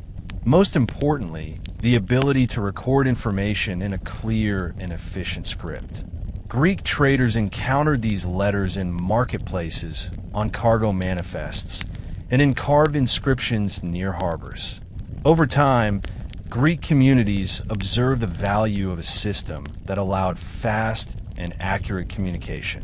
The Greeks adopted the script but transformed it by adding vowels, creating the first fully phonetic alphabet. This adaptation was revolutionary. It unlocked the potential for recording complex literary, philosophical, and poetic works. Without the Phoenician foundation, works like Homer's epics might never have been written in the form we know today. The process of adoption varied across regions. In Cyprus, where trade with Phoenicia was constant, the alphabet blended with local scripts before gradually replacing them. In North Africa, especially in Carthage, the script evolved into Punic, a variant used for centuries after Phoenician independence declined. Punic inscriptions, found across Tunisia, Sardinia, and Spain, demonstrate how deeply the alphabet penetrated colonial life. It became the administrative backbone of Carthaginian governance, used for legal documents, military records, commercial accounts, and religious dedications. In the Near East, the Phoenician alphabet gave rise to Aramaic, which would ultimately become one of the most widespread scripts of the ancient world. Aramaic was adopted by empires such as the Assyrians, Babylonians, and Persians, who valued its practicality for administering vast territories. Through imperial bureaucracy, Aramaic spread from Egypt to India. Later, it influenced the development of Hebrew and Arabic scripts. Thus, indirectly, the Phoenician alphabet contributed to religious texts that shaped billions of lives, including the Hebrew Bible, the Qumran scrolls, and early Islamic manuscripts. In Iberia, the script mixed with indigenous writing systems, forming unique hybrid alphabets used by local tribes. In the Aegean, inscriptions on pottery, stone tablets, and metal artifacts reveal clear lines of transmission. Even the Etruscans in Italy adopted and adapted forms of the script, which later shaped the early Latin alphabet. As Rome rose, the Latin script, rooted in Phoenician origins, became the dominant writing system of Western Europe. Every book, document, and inscription written in Latin can trace its alphabetic ancestry back to those early Phoenician sailors. The Phoenician alphabet spread not because of military domination or imperial policy, but because it fulfilled universal human needs. Its efficiency made it ideal for diplomacy, trade, education, and governance. Its neutrality, free from religious symbolism, made it appealing to diverse cultures. Its simplicity allowed easy modification to suit different languages. Over time, the alphabet became a shared intellectual foundation among societies that otherwise had little in common. This shared literacy fostered communication, collaboration, and cultural exchange across the Mediterranean and beyond. The Phoenician alphabet's legacy is not confined to antiquity. Modern Western alphabets, English, French, Spanish, German, Italian, and many others, are direct descendants of that early 22-letter script. Every book printed in the Western world carries within it the silent fingerprint of Phoenician innovation. Through their writing system, the Phoenicians achieved a form of immortality more enduring than any empire. The long-term impact of the Phoenician alphabet cannot be overstated. It revolutionized literacy, transformed governance, democratized knowledge, and influenced cultures that would shape the course of world history. No army the Phoenicians ever commanded, no palace they ever built, and no fleet they ever launched had as profound an effect as their alphabet.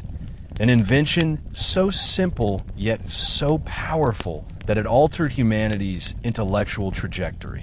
One of the most important changes brought by the alphabet was the democratization of literacy. Previous writing systems were controlled by elite scribal classes trained for years to master complex characters. This exclusivity limited literacy to royal courts, temples, and administrative centers. Ordinary people rarely learned to read or write. The Phoenician alphabet dismantled these barriers. With only 22 symbols to memorize and a phonetic structure that mirrored spoken language, literacy became attainable even for non-specialists. Merchants could keep their own records. Sailors could read navigational instructions. Artisans could sign their work. Contracts could be drafted and understood by multiple parties without relying on scribes to interpret meanings. This shift created a more interconnected and informed society. In governance, the alphabet streamlined administrative efficiency. Treaties, trade agreements, legal codes, and taxation records became easier to produce and replicate. City-states could maintain archives without dedicating vast resources to specialized scribes. This increased transparency and accountability in civic affairs. As the alphabet spread to other cultures, it supported the development of written law codes, standardized commercial practices, and diplomatic correspondence. In Greece, the ability to write laws in a clear and accessible script strengthened civic participation.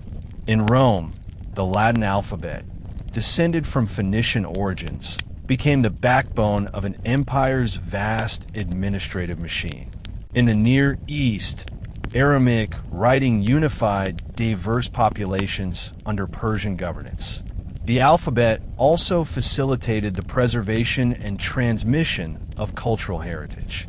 Poetry, philosophy, mythology, scientific observations, and religious texts could now be recorded with precision. The spread of the Phoenician alphabet indirectly enabled the creation of the Western literary tradition. Greek scholars wrote treatises on mathematics, astronomy, and ethics using a modified Phoenician script. Roman historians chronicled the rise and fall of civilizations using letters derived from the same origins. Medieval monks copied Latin manuscripts that preserved the knowledge of antiquity. Modern languages evolved from these scripts, ensuring the continuity of cultural memory across millennia. On a philosophical level, The alphabet changed how humans conceptualized language and thought. By breaking speech into discrete visual symbols, it encouraged analytical thinking and structural understanding. Alphabetic writing made it easier to teach reading, analyze grammar, and study rhetoric. The abstract nature of letters, symbols divorced from pictorial meaning, aligned closely with the evolution of abstract reasoning in Greek philosophy. Socrates, Plato, and Aristotle all lived in a world shaped by alphabetic literacy. Even today, the alphabet remains one of the most universal technologies on Earth. From printed books to digital code, from street signs to academic journals, from handwritten letters to online messages, alphabetic systems dominate global communication. The foundations of this vast linguistic architecture were laid by the Phoenicians, humble traders and sailors who needed a simple tool to manage their daily business. Their alphabet outlasted every empire that sought to control them. It survived the fall of Tyre, the destruction of Carthage, the rise of Rome, the spread of Christianity, the expansion of Islam, and the transformations of modern society. The Phoenicians may not have built monumental pyramids or written epic philosophical treatises, but through their alphabet, they shaped the mental world of humanity. It is a legacy written not in stone monuments, but in the very letters you are reading now. War was never the natural domain of the Phoenicians. Unlike the great land empires of the ancient Near East, Assyria, Babylon, Persia, Egypt, the Phoenicians did not seek power through military conquest. Their strengths lay in trade, diplomacy, and navigation. Their worldview emphasized negotiation over force, profit over plunder, and mobility over domination. Yet, despite their preference for peaceful commerce, the Phoenicians inevitably became entangled in warfare due to their strategic importance and the wealth flowing through their ports. They lived in a world where powerful empires rose and fell with alarming frequency, and no prosperous state could remain untouched by the ambitions of neighboring powers. Phoenician military philosophy emerged directly from their geographic reality. Their homeland was a narrow coastal strip squeezed between mountains and the Mediterranean Sea.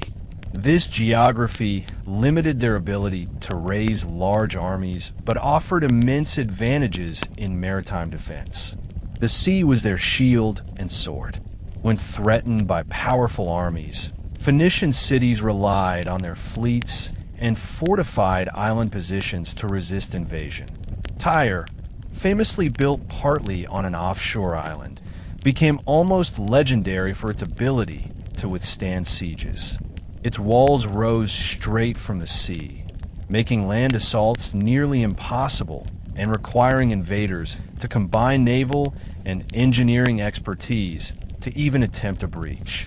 This strategic geography allowed Tyre to hold out against the Assyrians, Babylonians, and Greeks for astonishing lengths of time. Phoenician warfare, therefore, focused on defense rather than offense. Cities like Sidon, Byblos, Arwood, and Tyre invested heavily in coastal fortifications, harbor defenses, and naval fleets capable of rapid response.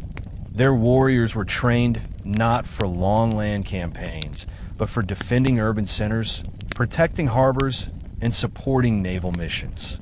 Citizen militias, mercenaries, and professional soldiers were all employed when necessary. But the backbone of Phoenician defense was the cooperation between merchant wealth, political leadership, and naval expertise. Diplomacy functioned as another essential element of Phoenician security, because they lacked the manpower and territory to fight expansive wars. The Phoenicians mastered the art of alliance building. They negotiated tribute arrangements with powerful empires to secure autonomy. They forged treaties with neighboring tribes. They offered their naval services to larger states in exchange for political protection. This pragmatic approach enabled them to survive the aggression of empires far stronger than themselves. Their cities remained resilient because they understood when to resist and when to cooperate. Yet the Phoenicians were not completely pacifist. When forced into conflict, they demonstrated surprising resolve and cunning. Their soldiers, though fewer in number compared to imperial armies, were skilled in close-quarters combat, archery, and urban defense. Their engineers contributed to the development of siege weapons, fortified towers, and naval rams. Their fleets, particularly those of Sidon and Tyre, were highly trained and capable of both defensive and offensive operations. In the Mediterranean, Phoenician warships became symbols of power, feared by pirates, respected by allies, and sought after by empires. Still, the most distinctive feature of Phoenician warfare was its integration with commerce.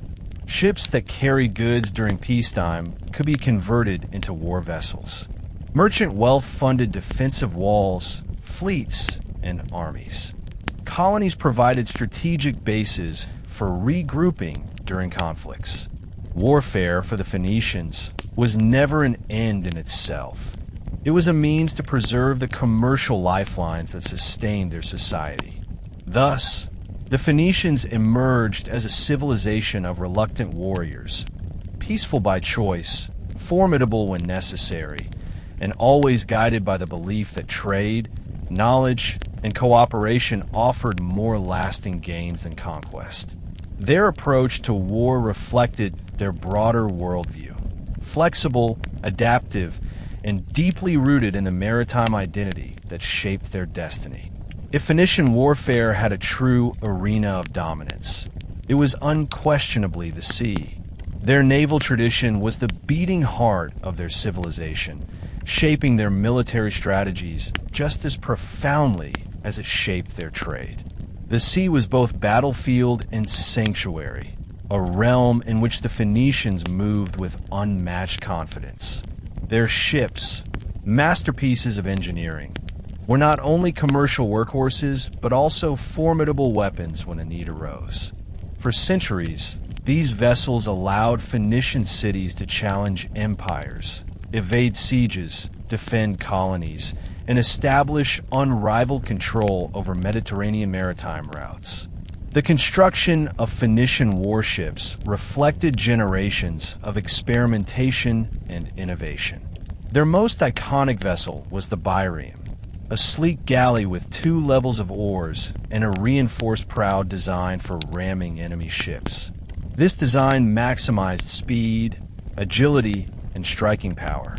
Later, the Phoenicians contributed to the development of the trireme, a more advanced ship with 3 tiers of oarsmen. These vessels became the backbone of Mediterranean naval warfare during the classical era, adopted and perfected by Greeks and later by Romans. But the Phoenicians had pioneered the basic principles: lightweight construction, hydrodynamic hulls, and coordinated rowing rhythms that allowed ships to maneuver with extraordinary precision. Naval tactics were sophisticated and depended on speed, coordination, and psychological control. A typical Phoenician strategy involved using superior maneuverability to outflank opponents before delivering a decisive blow with the ship's bronze-tipped ram. Other tactics included feigned retreats, rapid reversals, encirclements, and coordinated formations designed to overwhelm less organized fleets. Archers and slingers stood atop decks to rain projectiles onto enemy crews during close encounters. Marines, trained soldiers stationed on warships, were skilled in boarding actions, capturing vessels, and defending their own decks from hostile attackers.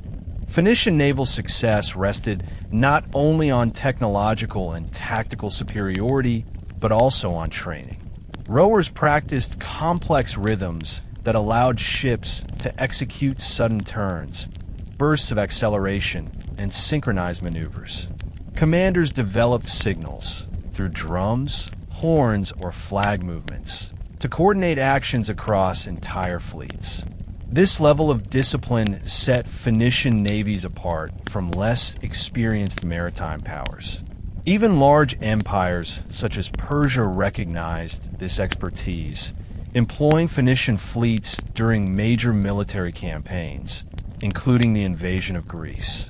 Another decisive element of Phoenician naval power was their extensive network of bases and harbors. Their colonies served as refueling stations, repair yards, and strategic outposts. Carthage, in particular, engineered massive circular harbors that could house hundreds of ships, complete with ship sheds, workshops, and administrative quarters. These facilities allowed Phoenician fleets to maintain readiness, conduct repairs efficiently, and shelter from storms or hostile attacks. No other civilization of the time possessed such advanced naval infrastructure. Defensively, their naval strategy relied on using the sea to their advantage. When land armies threatened Phoenician cities, fleets evacuated civilians, transported supplies, and launched counterattacks from the water. Tyre famously survived sieges because its navy could bring food and reinforcements from surrounding islands and colonies. Naval mobility allowed Phoenicians to avoid total defeat even when facing overwhelming land forces. For the Phoenicians, the sea was never a barrier. It was a battlefield they understood better than anyone. Their mastery of naval strategy ensured their survival for centuries and laid the foundation for Carthage's rise as one of history's greatest naval powers. Through their ships, tactics, and maritime expertise, the Phoenicians forged a naval legacy that rippled across the Mediterranean for generations. The history of Phoenician warfare is punctuated by dramatic sieges and naval battles that revealed both the strengths and vulnerabilities of their civilization. These conflicts shaped the political landscape of the ancient Mediterranean and demonstrated the extraordinary resilience of cities like Tyre, Sidon, and Carthage. Though the Phoenicians did not seek military glory, they became central figures in some of the most significant confrontations of antiquity.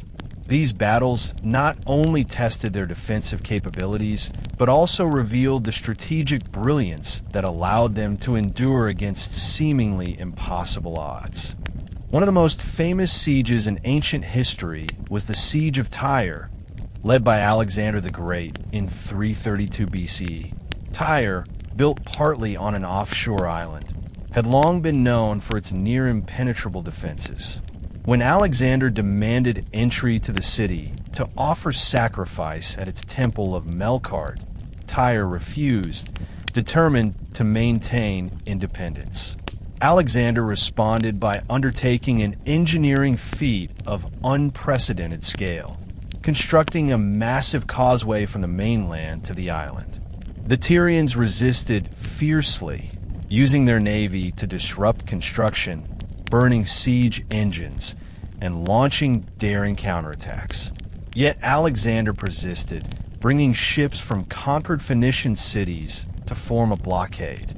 After months of fighting, the causeway allowed Macedonian forces to breach Tyre's walls. The city fell, but its resistance became legendary, proof of Phoenician courage and ingenuity.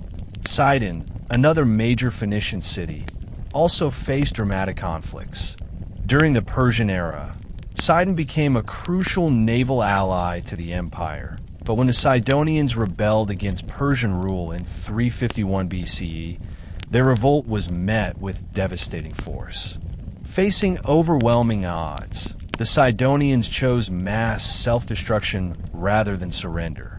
According to ancient accounts, thousands of citizens locked themselves inside their homes and set the city ablaze. This tragic event illustrated the depth of Phoenician pride and the intensity of their desire for autonomy, even in the face of insurmountable power. Carthage, the greatest of the Phoenician colonies, engaged in some of the most consequential wars of antiquity, especially the Punic Wars against Rome. These conflicts defined the struggle for dominance in the Western Mediterranean. Carthage possessed unmatched naval might, sophisticated harbor systems, and a wealthy trade empire. Rome, rising rapidly in power, viewed Carthage as its greatest rival. The First Punic War began over control of Sicily, leading to massive naval battles. Carthage's ships initially dominated, but Rome adapted quickly, building fleets modeled on captured Phoenician designs. Carthage's eventual defeat in the First War marked the beginning of a long struggle. The most dramatic phase came during the Second Punic War, when the Carthaginian general Hannibal Barca led an army, including war elephants, across the Alps to invade Italy. His victories at Trebia, Lake Trasimene, and Cannae became legendary for their tactical brilliance. Though Hannibal was Phoenician by culture and Punic by identity, his campaigns embodied the Phoenician spirit of innovation and boldness. Ultimately, Carthage fell in the Third Punic War when Rome besieged and destroyed the city in 146 BCE, erasing its political existence but not its cultural legacy. These sieges and battles reveal the dual nature of Phoenician civilization, deeply committed to peace and commerce, yet capable of extraordinary resilience when pressed into war. Whether resisting Assyrian pressure, enduring Babylonian sieges, defying Alexander, or challenging Rome, the Phoenicians fought not for conquest, but for survival, autonomy, and the preservation of a culture built on the foundations of the sea. Their courage in these defining conflicts ensured that their legacy would survive long after their cities fell. Written into the history of the Mediterranean and carried forward through the achievements of their descendants. The economic engine of the Phoenician world was a masterfully constructed system built on maritime trade, resource specialization, and an unparalleled ability to connect distant regions through commerce. While many ancient civilizations relied heavily on agriculture or territorial conquest, the Phoenicians developed an economic model centered on mobility, exchange, and strategic innovation. Their narrow coastal homeland lacked vast farmland, but it possessed something far more valuable: deep natural harbors, abundant cedar forests, and a population skilled in navigation. These factors shaped an economic identity that was unlike anything else in the ancient world. Cedar wood from the mountains of Lebanon became one of the Phoenicians' earliest and most profitable exports. The towering trees produced timber that was straight, resinous, durable, and ideal for shipbuilding and monumental architecture. For centuries, Egypt, a land with scarce timber resources, depended on Phoenician cedar for constructing ships, temples, and royal tombs. This exchange fostered a powerful trading relationship between Byblos and the pharaohs. Inscriptions from Egypt describe fleets arriving from Phoenician ports loaded with cedar logs, crafted furniture, and exotic goods. These shipments cemented Byblos' role as a vital intermediary between the Levant and the Nile. Beyond timber, the Phoenicians engaged in extensive metal trade. The Bronze Age economy depended on copper and tin, materials that were essential for producing tools, weapons, and ceremonial objects. Cyprus provided abundant copper, making it a key partner in Phoenician commerce. Tin, however, was far more difficult to obtain. Phoenician traders ventured westward to the mysterious coasts of Iberia and even farther north toward Britain to secure tin deposits that few other civilizations knew how to reach reliably. This access to metals allowed the Phoenicians to thrive as smelters, metalworkers, and suppliers across the Mediterranean. Food commodities also played a central role. While the Phoenicians lacked large agricultural estates at home, their colonies in North Africa, Sicily, and Iberia produced grain, olives, wine, and fish products that supported local populations and enriched trade circuits. Phoenician merchants specialized in transporting these goods from production centers to regions unable to cultivate them. Their ships regularly transported salted fish from North Africa, olive oil from the Levant, and wine from colonies such as Gator, making them central distributors in a Mediterranean economy defined by regional specialization. The Phoenicians were also expert brokers. They established markets where goods from multiple civilizations converged. A Phoenician port might receive copper from Cyprus, gold from Nubia, ivory from Africa, silver from Spain, incense from Arabia, and pottery from Greece, all of which could be redistributed through their networks.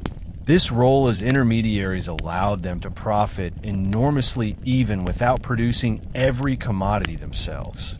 Their economic influence, therefore, extended far beyond their geographic size. Crucially, the Phoenician economy was supported by a sophisticated financial and administrative system. Contracts, shipping logs, and inventories were recorded using the Phoenician alphabet, enabling accurate bookkeeping across vast distances. Standardized weights and measures allowed fair transactions between culturally diverse buyers and sellers. Some Phoenician cities minted coins, while others relied on weighed metal ingots. Their trust-based trading relationships were strengthened through rituals, oaths, and legal frameworks often administered in temples. The Phoenician economy was dynamic, resilient, and deeply interconnected with the rest of the Mediterranean world. It proved that a civilization could achieve prosperity not through territorial expansion, but through mastery of exchange. As long as their ships sailed and their markets thrived, the Phoenicians maintained a level of wealth and influence disproportionate to their small homeland, establishing an economic legacy that left a permanent imprint on antiquity. Beyond trade and raw materials, the Phoenicians distinguished themselves through industries that blended artistry, science, and skilled craftsmanship. Their manufactured goods were admired throughout the ancient world, not only for their beauty, but also for their technical sophistication. From the famous Tyrian purple dye to exquisite glass vessels, carved ivories, fine textiles, and precision metalwork, Phoenician artisans created products that shaped tastes, influenced artistic traditions, and enriched their economy for centuries. The most legendary of these industries was the production of Tyrian purple, a dye extracted from a murex snail. The process was slow, laborious, and incredibly expensive. Tens of thousands of snails were required to produce small amounts of dye, and workers had to carefully extract the rare gland that produced the purple pigment. The dye darkened and matured under sunlight, producing a deep, luminous purple that did not fade with time. Because of its rarity and brilliance, Tyrian purple became a status symbol reserved for royalty and nobility. In many cultures, wearing purple garments required special permission from the state. For centuries, the dye served as a cornerstone of Phoenician identity and a major source of wealth for cities like Tyre and Sidon. The Phoenician economy was dynamic, resilient, and deeply interconnected with the rest of the Mediterranean world. It proved that a civilization could achieve prosperity not through territorial expansion, but through mastery of exchange. As long as their ships sailed and their markets thrived, the Phoenicians maintained a level of wealth and influence disproportionate to their small homeland, establishing an economic legacy that left a permanent imprint on antiquity. Beyond trade and raw materials, the Phoenicians distinguished themselves through industries that blended artistry, science, and skilled craftsmanship. Their manufactured goods were admired throughout the ancient world, not only for their beauty, but also for their technical sophistication. From the famous Tyrian purple dye to exquisite glass vessels, carved ivories, fine textiles, and precision metalwork, Phoenician artisans created products that shaped tastes, influenced artistic traditions, and enriched their economy for centuries. The most legendary of these industries was the production of tyrian purple, a dye extracted from a murex snail. The process was slow, laborious, and incredibly expensive. Tens of thousands of snails were required to produce small amounts of dye, and workers had to carefully extract the rare gland that produced the purple pigment. The dye darkened and matured under sunlight, producing a deep, luminous purple that did not fade with time. Because of its rarity and brilliance, tyrian purple became a status symbol reserved for royalty and nobility. In many cultures, wearing purple garments required special permission from a state. For centuries, the dye served as a cornerstone of Phoenician identity and a major source of wealth for cities like Tyre and Sidon. Phoenician glassmaking was another groundbreaking industry. They are credited with developing early glass-blowing techniques, enabling craftsmen to create delicate vessels in diverse shapes and colors. These glass objects, beads, bowls, perfume bottles, and ceremonial items, became prized commodities exported throughout the Mediterranean. Phoenician glass was valued not only for its craftsmanship, but for its affordability compared to gemstone products. This democratization of luxury helped spread glassware across many classes and cultures. Phoenician metalwork represented another pinnacle of artistic excellence. Craftsmen produced bronze bowls, silver cups, gold ornaments, and intricately engraved jewelry that blended styles from Egypt, Mesopotamia, Anatolia, and Greece. Their ability to fuse cultural motifs into harmonious designs made their works appealing to diverse markets. Metal goods often served as diplomatic gifts, religious offerings, or luxury items traded with elite foreign buyers. Equally impressive were their ivory carvings, made from African or Syrian ivory. Phoenician artisans carved elaborate scenes, mythological figures, animals, floral patterns, into small plaques, furniture inlays, and decorative objects. These ivories have been found in palace excavations from Nimrud to Samaria, revealing just how far Phoenician craftsmanship traveled. Many cultures imitated these designs, demonstrating their influence on artistic traditions across the Near East and the Mediterranean. Textile production was another essential industry. Phoenician weavers created fine embroidered garments, linen fabrics, and patterned textiles coveted by elites. The combination of fine weaving and purple dye elevated these textiles to luxury status. Even everyday clothing from Phoenician regions reflected a high standard of craftsmanship, demonstrating the importance of textile arts in their society. Their artistic innovation extended to pottery, woodworking, and nautical equipment. Phoenician potters produced amphorae that became standard containers for transporting wine, oil, and grains.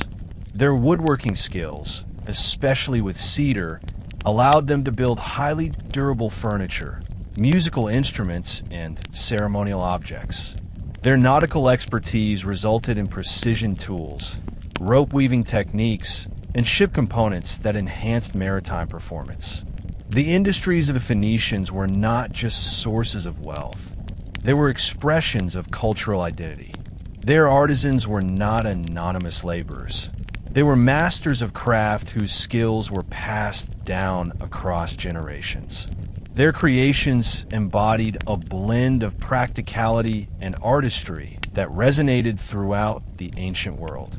The fact that Phoenician goods are still found in archaeological sites thousands of miles from their homeland is testimony to their far-reaching influence. Through their industries, the Phoenicians turned everyday materials into treasures that defined elegance, symbolized power, and shaped global trade. Their craftsmanship was not merely admired. It was desired, imitated, and celebrated, ensuring their reputation as some of the ancient world's most skilled creators.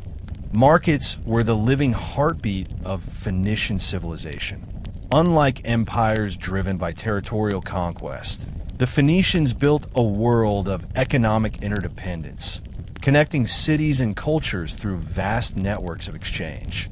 Their marketplaces, whether in Tyre, Sidon, Carthage, Gator, or smaller colonial outposts, were bustling hubs filled with voices speaking multiple languages, goods from distant lands, and merchants negotiating deals that shaped the flow of wealth across the Mediterranean.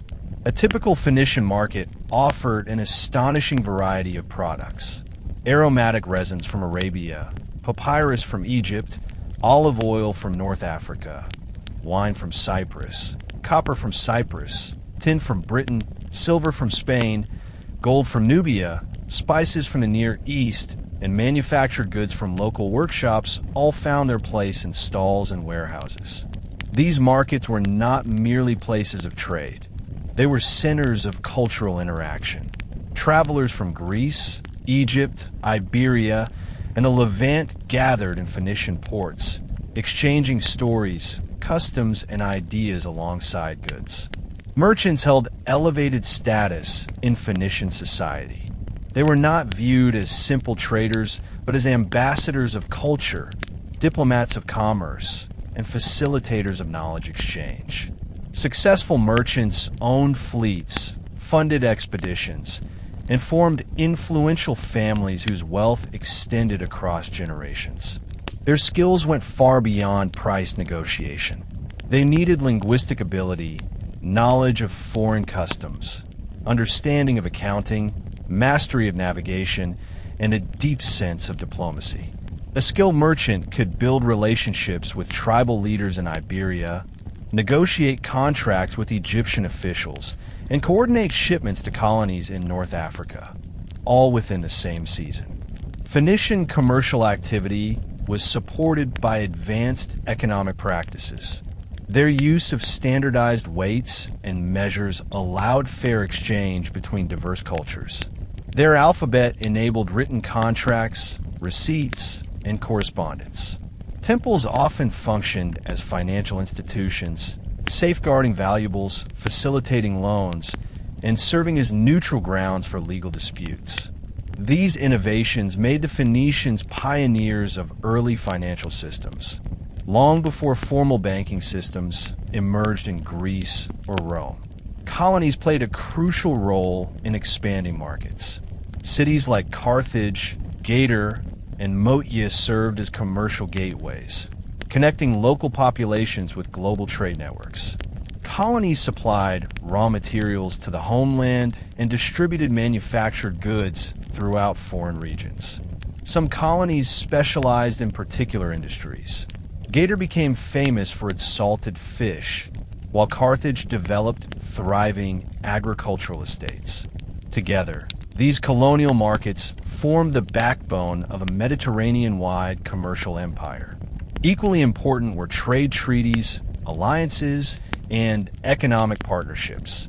The Phoenicians understood that diplomacy was essential for safe and profitable commerce. They formed agreements with local kings, tribal leaders, and foreign governments to ensure secure passage for their ships and protection for their merchants. These alliances often included the exchange of gifts, marriage agreements, and religious offerings to seal bonds of trust. As a result, Phoenician markets operated with relative stability even in politically volatile environments. The global nature of Phoenician commerce laid the foundation for what scholars sometimes call the ancient Mediterranean's first international economy. By linking distant regions into a single commercial system, the Phoenicians encouraged specialization, innovation, and cultural exchange. Their markets fostered the movement of not only goods, but also ideas, writing systems, religious symbols, artistic motifs, and technological practices. In many ways, the Phoenicians created an early form of globalization. Their markets were vibrant, diverse, and interconnected. They proved that economic cooperation could transcend geography, culture, and politics, forging a network that shaped the ancient world and influenced trade patterns for centuries. The Phoenician colonial world was one of the most dynamic and culturally diverse systems of settlement in antiquity. Unlike land-based empires that expanded through military conquest and imposed centralized rule over subject peoples, the Phoenicians built a network of coastal communities that grew organically around trade, agriculture, and mutual cooperation with local populations. Their colonies were designed not as miniature replicas of Tyre, Sidon, or Byblos, but as adaptive environments that blended Levantine traditions with the cultural landscapes of the Mediterranean. This flexible approach made their colonies unique. They were Phoenician in identity, but they developed personalities of their own, shaped by geography, local alliances, and economic specialization. Life in a Phoenician colony began with the establishment of a trading station. These early outposts were small, consisting of a few warehouses, a shrine, workshops, and a cluster of wooden structures to house sailors and merchants. As the settlement grew, families joined the initial pioneers, and the community expanded into a town. Colonies like Kition in Cyprus, Motia in Sicily, Gator in Iberia, and Lixus in North Africa began exactly this way. Over time, they evolved into permanent cities with stone buildings, defensive walls, temples, and bustling marketplaces. Their growth reflected the underlying logic of Phoenician expansion. Nothing was built hastily or wastefully. Colonies developed only where the environment offered long-term resources and strategic value. Daily life in these colonies blended old traditions with new realities. The Phoenicians brought their language, writing system, religious rituals, and artistic styles, ensuring cultural continuity across vast distances. Temples dedicated to Melkart, Astarte, Tanit, and Balhammon stood at the centers of colonial life, serving both spiritual and administrative functions. Ceremonies were conducted to bless voyages, protect the city from harm, and maintain cosmic balance. Even in colonies thousands of miles from the Levant, Phoenician inscriptions reveal familiar dedications, prayers, and ritual practices. Yet the colonies were far from culturally isolated. Local populations played an essential role in shaping their character. Indigenous Iberians, Sardinians, Berbers, and Sicilians interacted with Phoenician settlers through trade, intermarriage, and diplomacy. Cultural exchange was constant and often peaceful. Archaeological evidence, pottery, burial practices, domestic architecture shows a rich fusion of Levantine and local traditions. Colonists adapted to their environments by adopting regional agricultural techniques, dietary habits, and artistic motifs. This openness helped the colonies flourish rather than remain isolated enclaves. Economically, colonial life revolved around resource extraction and trade. Colonies specialized based on their surroundings.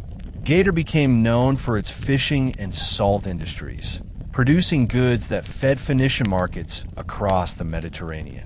Motia controlled strategic navies in Sicily. Kition became a center for copper smelting. Lixus and Mogador in North Africa specialized in purple dye production and trade with inland tribes. Each colony formed part of a vast commercial web anchored by Phoenician maritime expertise. Socially, colonial communities consisted of merchants, artisans, farmers, sailors, priests, and local partners. Families played a stabilizing role, ensuring that colonies were not temporary camps but thriving societies. Children grew up speaking variations of Punic or Phoenician dialects, learning trade skills, religious practices, and navigation techniques from elders. Over generations, colonies developed distinct identities, often more hybrid than purely Levantine. Carthage, for example, became a powerful metropolis with its own political system, religious interpretations, and cultural innovations. The Phoenician colonial world was not defined by force. It was defined by adaptation, resilience, and connectivity. Colonists created bridges between civilizations, linking African, European, and Near Eastern cultures through trade and shared experience. Life in these colonies reflected the essence of Phoenician civilization itself, a maritime people bound by tradition, yet open to the possibilities of distant horizons. The Phoenicians established one of the most extensive networks of coastal settlements in the ancient world, stretching from the Near East to the Atlantic Ocean. Each colony played a specific role in the larger economic, cultural, and strategic system that defined Phoenician expansion. The geography of these settlements reveals both the ambition and the practicality of the Phoenician maritime worldview. They sought not domination, but access.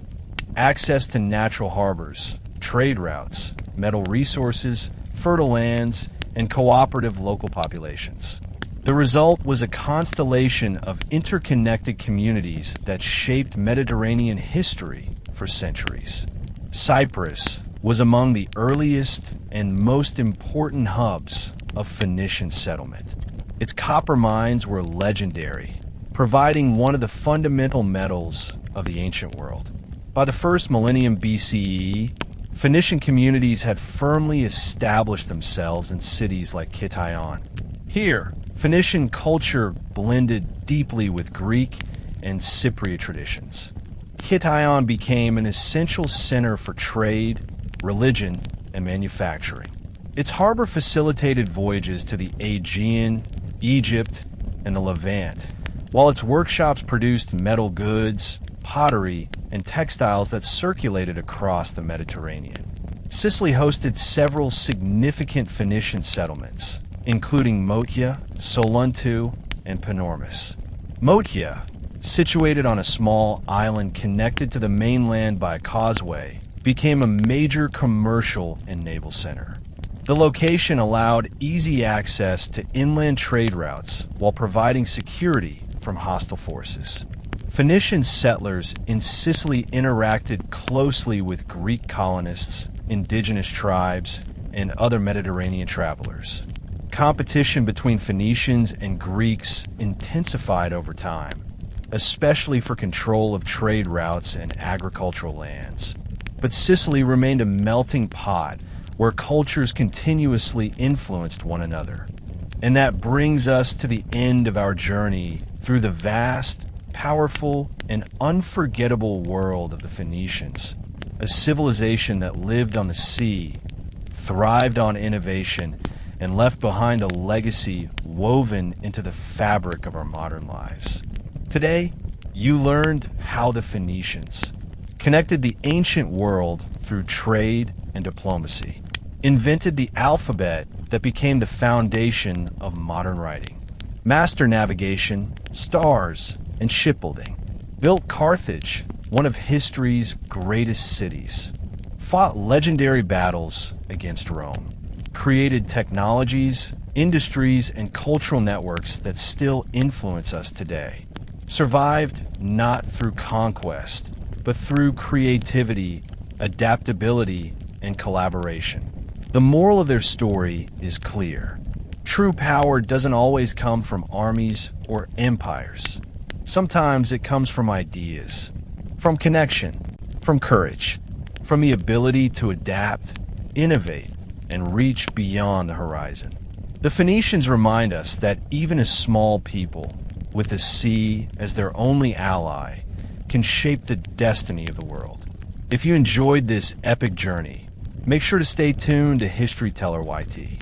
This channel is dedicated to bringing forgotten civilizations back to life, telling stories that textbooks overlook, and showing you the ancient world like you've never seen it before. More adventures, more mysteries, and more powerful histories are waiting just beyond the next wave. Thank you for watching, and until we meet again, keep exploring, keep questioning, and keep sailing toward knowledge.